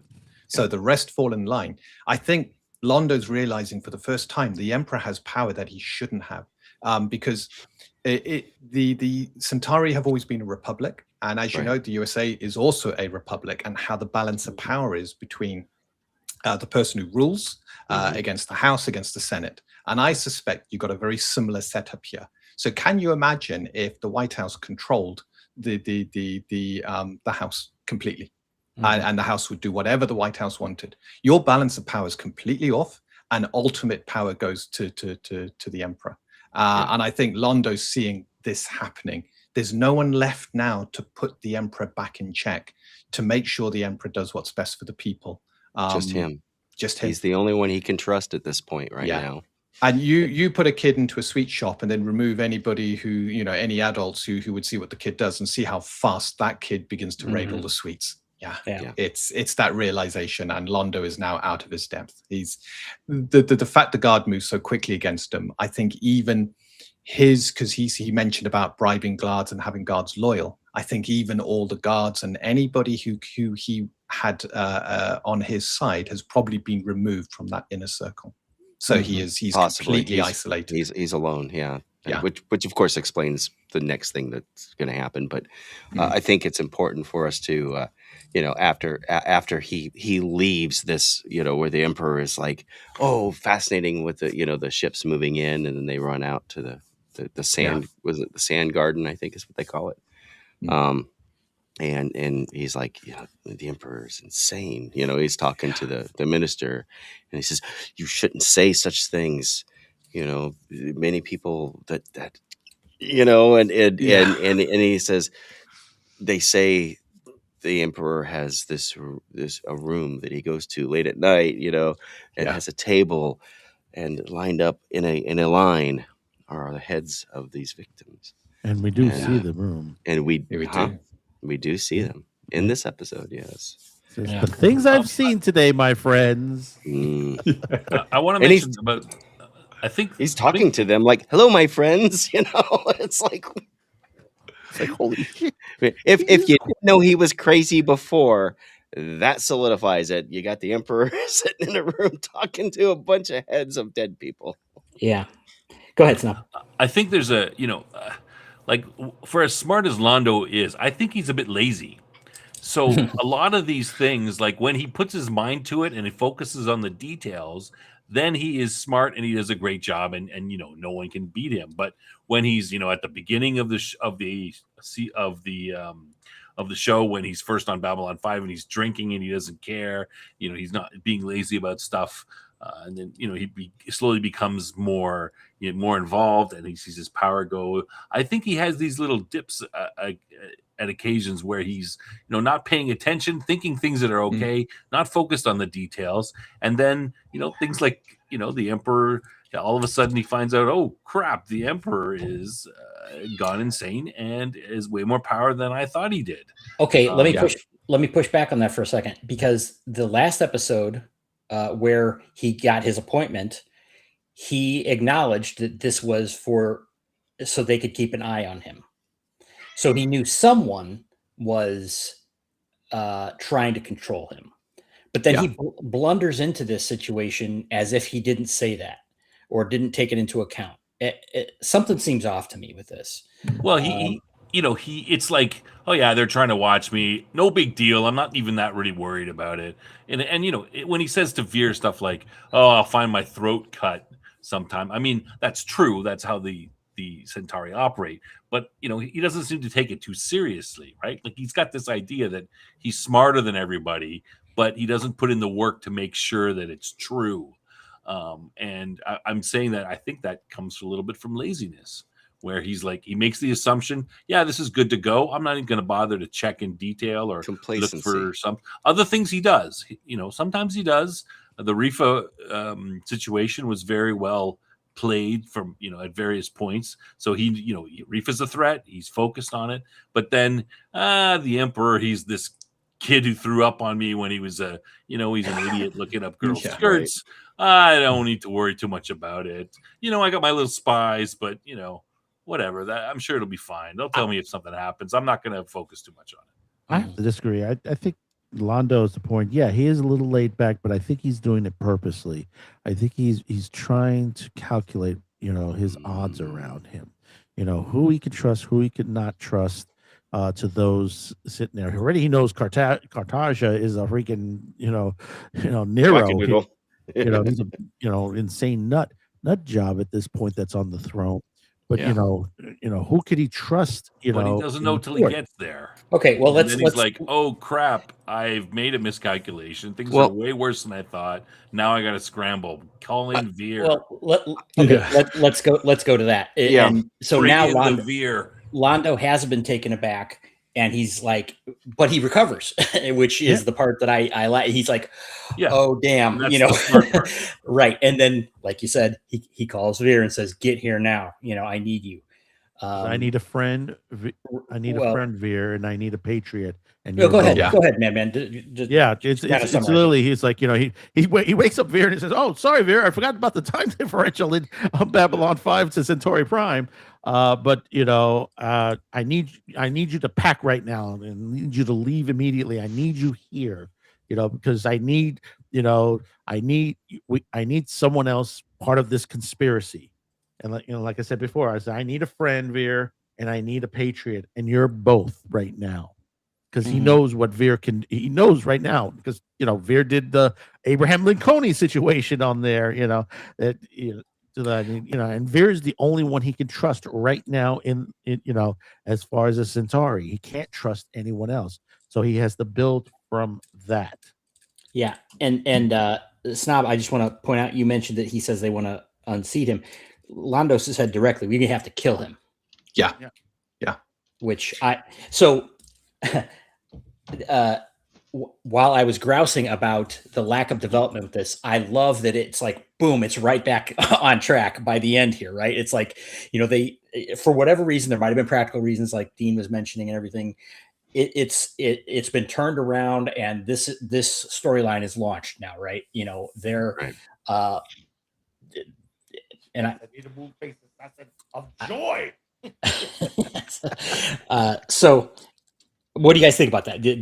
Now that they're setting us up, it's Londo and Veer are. I think given the last time we really saw Veer and Londo, short of when he talked about his promotion, was when Veer was absolutely disgusted with Londo at being used by the telepath and to pass fake information along. The look on Veer's face, being told, I think for the first time ever, I need a friend, and you're the only friend I've got. And you can see from Veer's side, he just beams. It's like, wow, I'm a friend. And I had the feeling at the end of this episode, Veer was always an underling to Londo. And I now think they're equals to each other. And there is that incredible respect between them. And you're right. Londo kind of walked in. He was arrogant. I agree with Snob. Londo has a long history of, if he feels everything's going fine, he misses the small details. He did it with Morden. He did it with when his friend came along and the big duel. He doesn't go into the detail that often. And now he's being forced to go into the detail. He's scanning for bugs. He's saying we need to remove the Emperor and get rid of him permanently. So I think it's a great scene. It really sets up the whole arc of the Centauri court going into the season. And doesn't the actor who I forget his name, who plays Veer, wow, he's lost a lot of weight. And his clothes are just hanging off him. Now I know he had a lot of real life health issues. He had complications from diabetes. Yes, Stephen First. First. Yeah. And great actor. And good things are coming here, and you're right. It's like he's a loyal guy, right? He wants to do the right thing, but he's very loyal to his friends, and including Londo, even though Londo bats him around and stuff. And you know what? Londo secretly does respect Veer in some ways, or he cares about Veer at least, whether he respects him or not on some level. But I think that's a good point you brought up, that now it's like, now they're a team, Well, I disagree. Well, I think Veer has been elevated for sure. He's still a junior partner. He's less of the underlings scuttling around, more of the Robin to Londo's Batman, more of a partners, right? Yeah, partners. Well, even if a junior partner, but we may go a little bit long. Everybody, we still got to, we're kind of at the part where we're wrapping up. We would normally wrap up, but we still got to talk about Jakar and a couple. We'll get things, to it. We'll get to it. There's a little bit We'll try to finish up. We may go a little bit over, but that's okay. Let's finish this up. Jeff, anything about this this conspiracy scene? I love the fact that he basically, I agree. He's maybe not an equal, but he's much higher station in Londo's eyes now. I think it would almost go without saying that Londo, if Londo had friends, Veer would be his best friend. At this point. And I think that's maybe as close as Londo would ever admit to it. You know what I mean? But to see the growth of Veer to this point where even despite the stuff that Londo has done to him, Veer is he's on board with this clearly. He's like, yeah, this insanity's got to be stopped, because we know that the Emperor is wants to become a god, and this is how it's going to happen. And these Outpost said something about the god, like the Vorlons and the shadows, where we might be comparing them to gods. No, the Emperor Cartagia sees the shadows as being gods, and he thinks that they can make him a god too. Yeah. And he's insane, and he's basically invited this evil to put their ships on there, putting a target right on the planet, opening the door. So something has to be done. Veer's the only one he could ever trust to help him with this. Well, Veer, Man, what do you think? Yeah, no, I agree with Jeff on that. That basically, this is what's going on to this whole situation, and he put it best. Jeff put it best onto that. I can't add anything more to that. Okay, let's go on to again. You could retouch on anything you want in your final thoughts, but Jakar and Zach have this brief scene where Jakar has decided he needs to do something to find Mr. Garibaldi. He was mentioned. I forget who did Ivanova mention him or someone else. Jakar mentioned him in the opening voiceover. But Jakar is creeping around his Garibaldi's quarters, wearing his hat, and has this interaction with Zach. And he's like, I'm gonna try and find out what's going on. Anybody have anything they want to say about that scene? I loved the scene where is this one of his gods? And he's Yes. pointing to House Daffy god. Duck, and he's no, that's Daff, and then he just turns around and says, well, in a way, that is kind of the Egyptian god of frustration for him, So but you could see that Jakar is trying to get in the mindset. You know what I mean? He's wearing Garibaldi's hat. I'm trying to think, what was it? When was the last time we saw Jakar and him running around? Was that season 1 or 2? Where they were running around trying to slow, and we've seen him kind of do this detective, these detective episodes before. And I think you see Jakar truly says, he says something very poignant about Jakar or about Garibaldi. Garibaldi is the only person who has truly, not looking at me for what I was, but looking at me for what I am now and what I've become. And I think that's very important. And that's why he feels obligated, duty bound, almost, or not almost, duty bound, absolutely duty bound to go find out what happened to Garibaldi. And Zach is like, yeah, we're gonna make this happen. Yeah. So. Madman, what do you think about this? Anything? No, again, the Daffy thing was just the Egyptian god of frustration. That heavy, and then we got to remember this is a Warner company that's behind this. Of course, we had to throw in at least a little Bugs or Daffy into the fold. I mean, we had the because it seems like Garibaldi's like a major Looney Tune fans, and particularly Daffy. That really puts Garibaldi into that situation. Even going all the way back, in the seasons and like the whole situation when he's not Lita, Talia, when he's showing up in the elevator and all that. That's something like you would see in like in a Looney Tunes cartoon. It's like, Yeah. oh, he keeps showing up, wherever I go. There he is again. Yeah. Dean, what do you think? I think it's a great scene to set up another arc that's going to be going through the season, at least for the start. At least someone cares about what's happened to Garibaldi. Everything's been focused on the captain and Jakar. Jakar and Garibaldi, it's the bond they've got. He gave Garibaldi the Book of Jaquan, and breaking into his quarters to get into his mindset to wear his hat, which I think the last time we saw Garibaldi wearing the hat was Walkabout when he was going after the Doctor.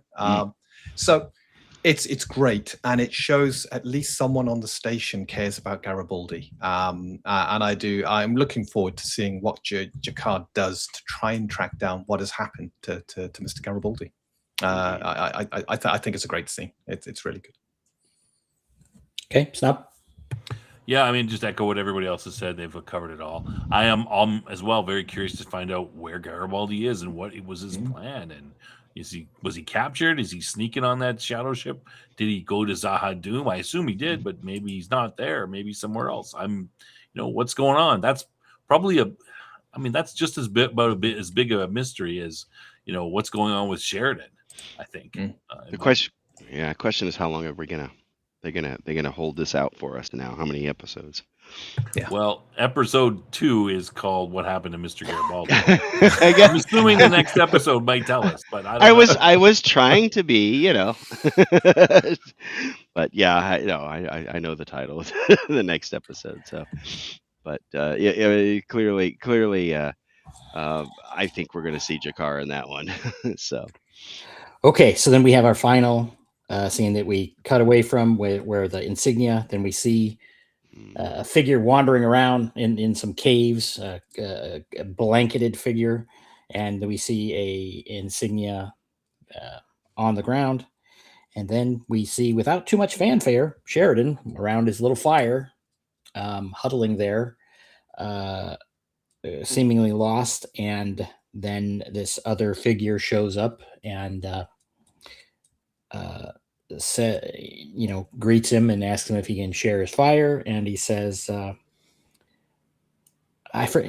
sorry, I forgot what he said. But Sheridan asks why he's alive. So he seems very disoriented and confused. And the figure, I'll just go ahead and use his name's Lorian. We'll find that out. I didn't want to say. And who's under all that makeup? Can you guess? The Inquisitor. Yeah, exactly. Wayne Alexander is back again as a second character in this series. Right.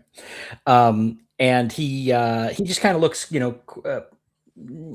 quizzically at him, or kind of pondering him, and they kind of leave it there.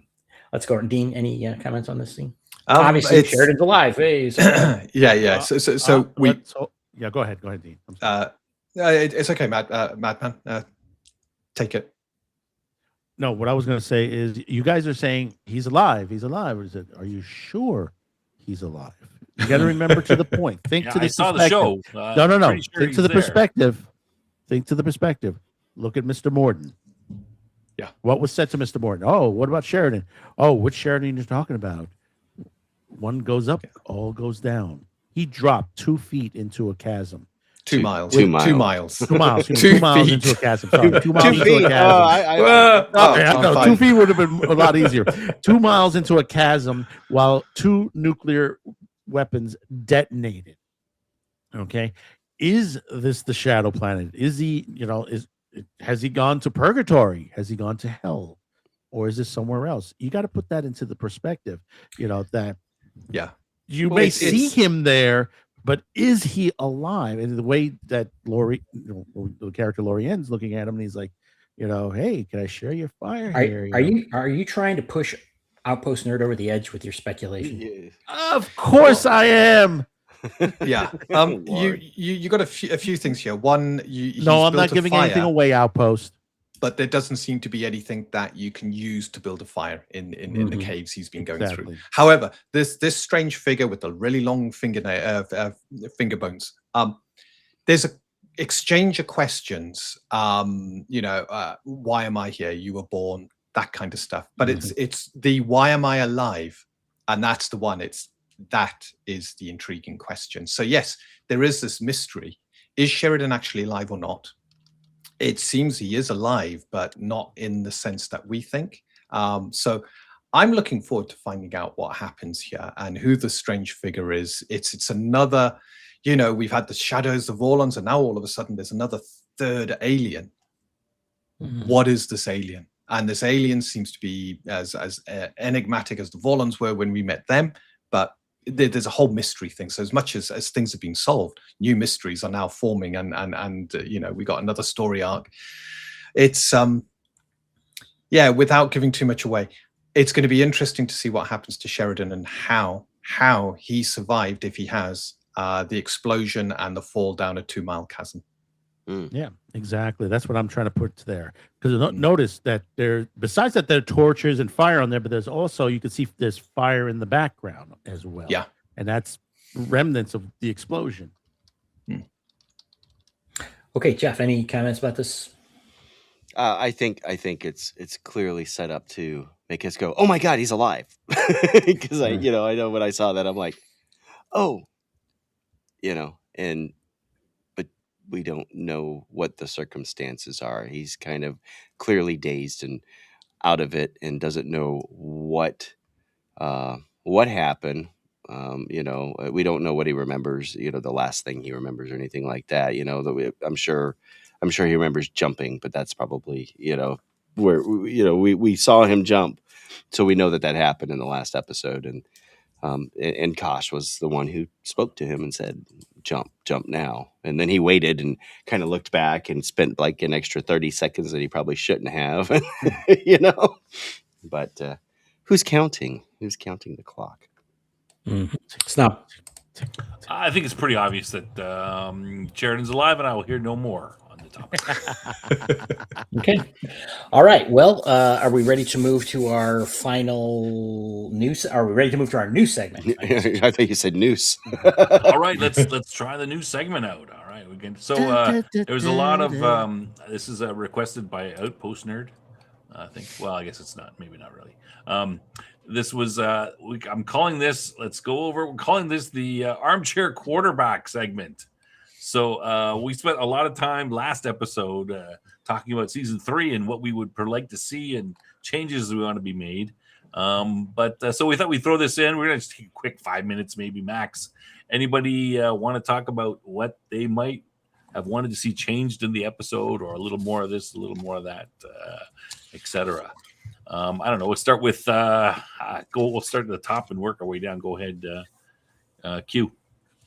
I think that the whole Lorian Sheridan thing shouldn't have been shown. Shouldn't have been shown until at least the next episode.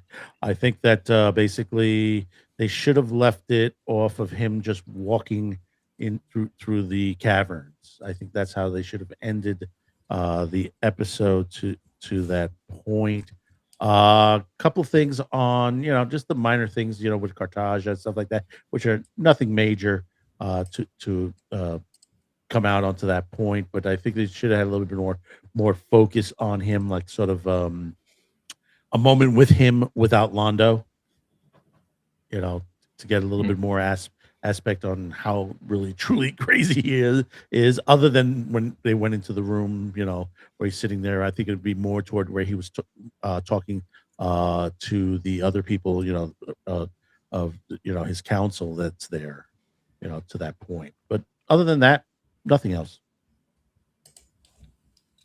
Dean.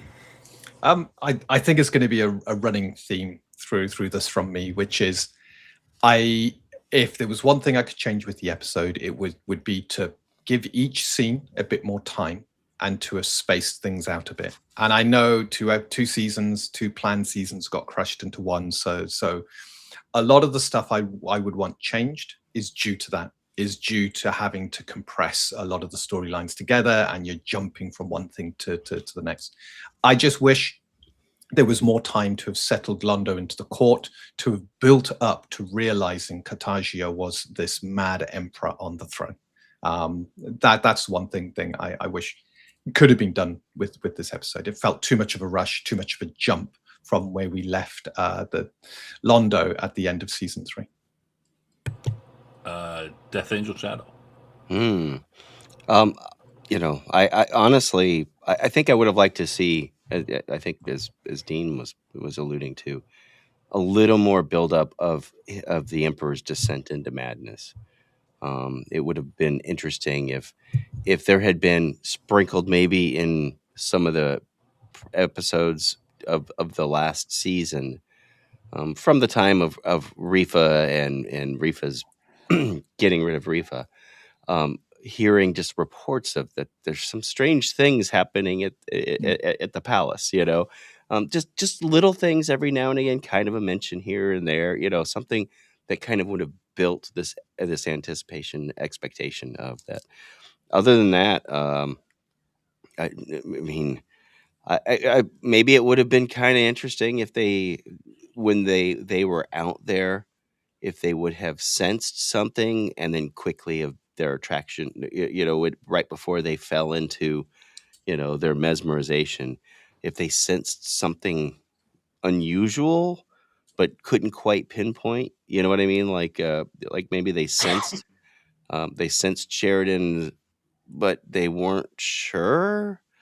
You know what I mean? Kind of picked up on something and just kind of like, and then it faded, and then the eye took their mesmerized them at that point.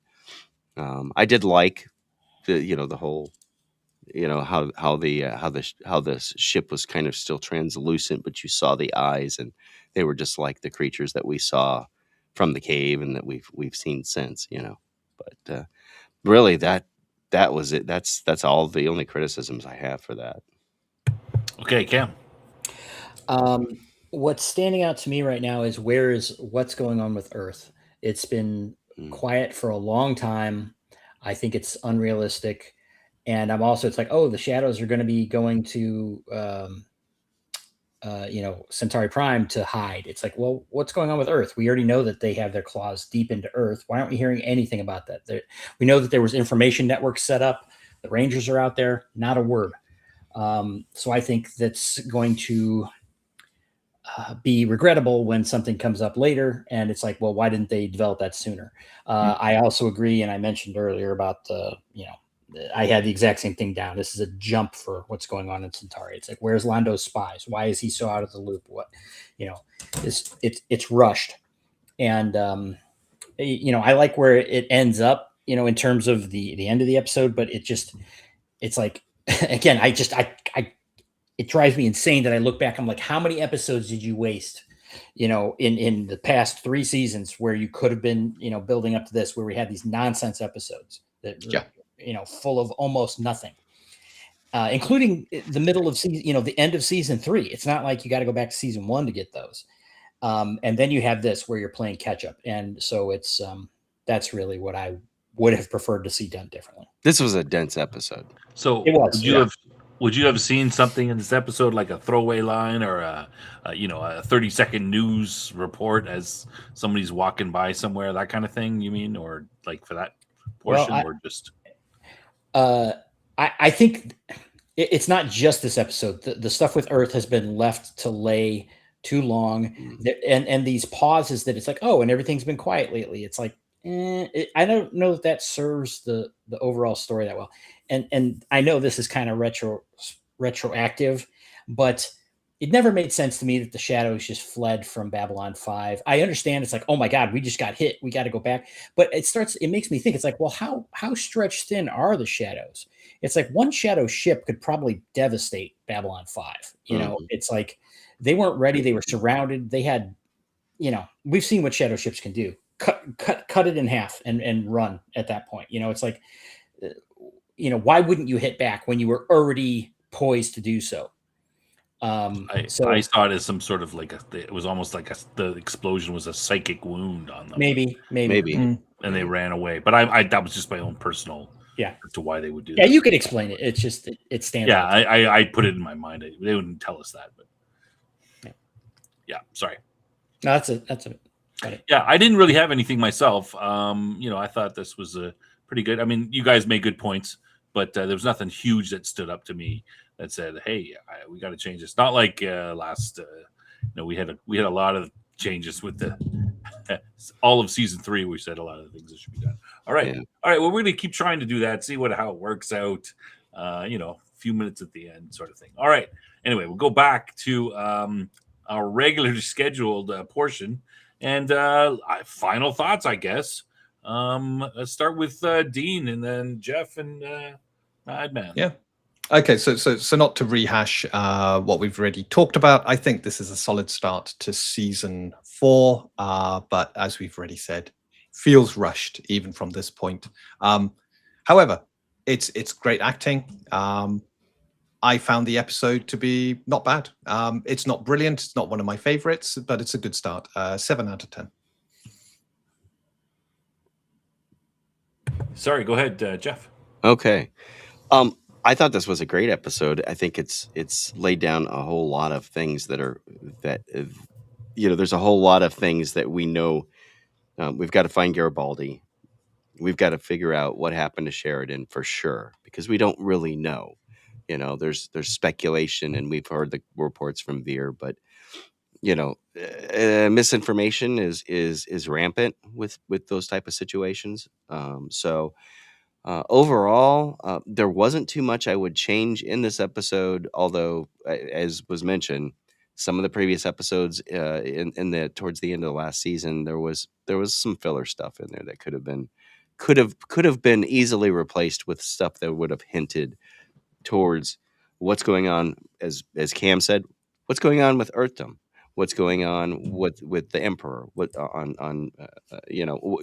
going on with some different things. It would have been nice to have seen a few little drops here and there, but overall, I'm thinking this is an 8.5 for me. This was a really good episode, I think. So, Wow.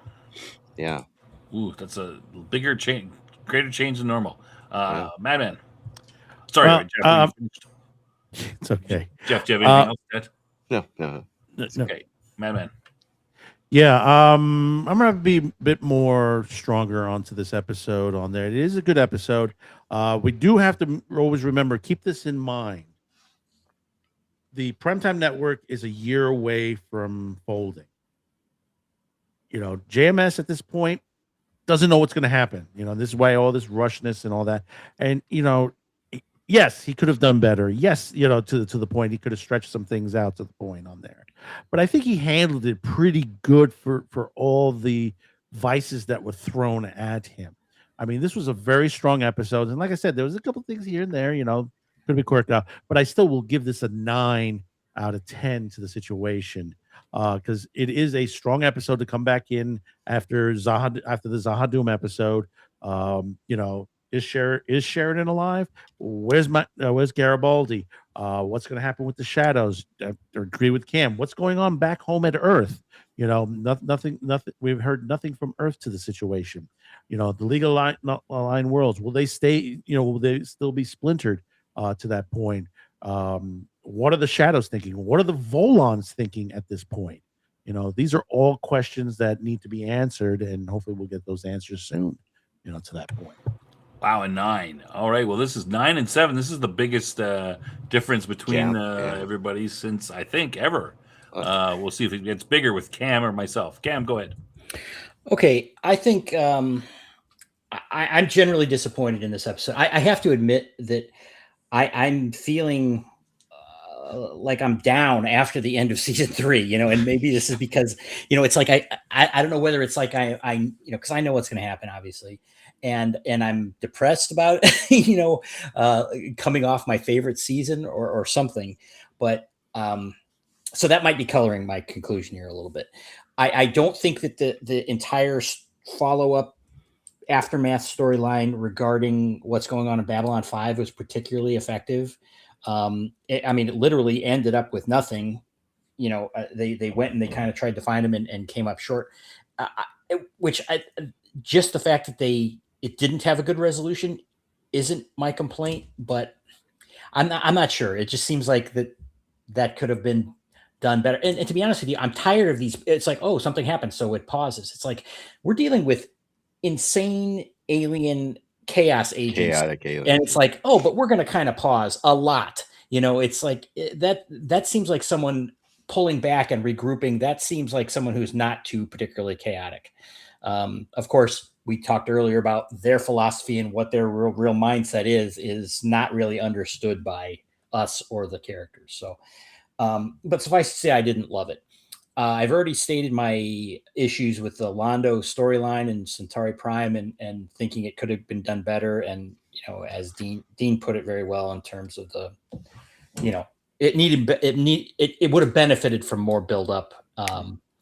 And that said, I love this storyline and I love this Londo stuff. And I like that Londo went from being completely taken aback to getting on track and like moving forward to what's going to be done. It's foreshadowing great stuff. So I'm bolstered by that whole thing. The little bit about Garibaldi, it's like they lost like a main member of the crew. He's gone. It's like, and two. In addition to Sheridan, I mean, they kind of knew what happened with Sheridan. Garibaldi's just gone, and it's just like they're like, and I'm glad. So I guess I'm glad that Jakar is doing something, but I guess they're just overwhelmed. I don't know. It was a functionally good episode. It is a lot of moving pieces and he's resetting, but I think this is not the time to break momentum. This would have been a time to push forward, in my opinion, because there's not a lot of time left in this storyline, which, so I'll give it a 7. I don't know. I just went away feeling a little cold about it. Wow. Yes, a 7's still a good score. 7 is it's not brilliant, but it's not bad. It's okay. And what you said, that's right. It's like I don't have any like, oh, I hated that or anything. It's just it didn't quite click, Yeah. So I mean, Cam makes a good point. Garibaldi's gone AWOL. I mean, he didn't permission to where is he? He's just gone AWOL. All right. Anyway, this is funny because 2 people used the same wording that I wrote myself down. And the big thing is probably disappointed is what I felt as well. So, it was a little bit. Now, that said, it does seem quite a bit of a slowdown from from what we've been, amping things up. Now, that said, I mean, I think the crew needed some time perhaps to, breathe with the crew, see that they're upset that Sheridan is gone. We get to see, how they feel about that. But again, we were on these great highs and now we've just, almost come to a stop. So I was a little bit disappointed. I was expecting a little bit more, but, I guess it's going to ramp up a little bit, hopefully. I wrote down 7 as well. So I was on the kind of, because of that, but not a bad episode. Reasonably satisfied. And, understandably, the first episode of a season, you kind of got to get things out and, show everybody that how they're reacting from that. And if I didn't see something of that, I probably would have been a little bit upset about that as well. So, Anyway, good. That's it for me. What's next? Oh, I guess we should go to trivia and then we'll end the show trivia. off. He's not AWOL. MIA, something like that. He's MIA. He's missing in action. He's not absent without leave. He was on a mission and then he just disappeared, and nobody knows where he's at. Nobody knows where his Star Fury is. That depends. If he was captured, then he's MIA. But if he decided to, I'm just going to go and do this on my own, then he's kind of like, anyway, let's go to trivia. All right, trivia questions for next week. The Hour of the Wolf. Between what hours is the Hour of the Wolf? We mentioned that. How many times has Londo met Cartagia, the Emperor? Who was in Garibaldi's quarters when Zach entered? That's a pretty easy one. According to Zach, what is Daffy Duck? And someone was mentioned that. And what did Sheridan lose at Zahadum? And that's like at the very end. I think Cam mentioned the answer to that question. But these answers and more will all be revealed next week on the program, where we look at what happened to Mr. Garibaldi is the name of the episode. That's an awesome title too. I love it. Good title. All right, let's go. Dean, what's going on with you? So to be quick, Tuesday we have our Destiny's Dispatch. We are going through creatures and layouts. So we're going to talk about how we design our creatures and the tools you'll have to design your own creatures. And we will be showing you some of the layout concepts we've got to get some feedback. Great. All right, Jeff. So this everybody's Friday, fighting in the chat about if it's AWOL or MIA. it's not AWOL. It's not AWOL. He's missing Okay, action. geez. Nobody knows where he's at. Anyway. All right, let the chat fight. All right, yeah, let the chat. Okay, sorry.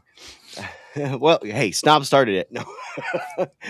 This Friday we have There, Grognard's let me throw up. I missed Dean's one. Let me throw those up, and I'll throw Jeff's up. Okay, go ahead.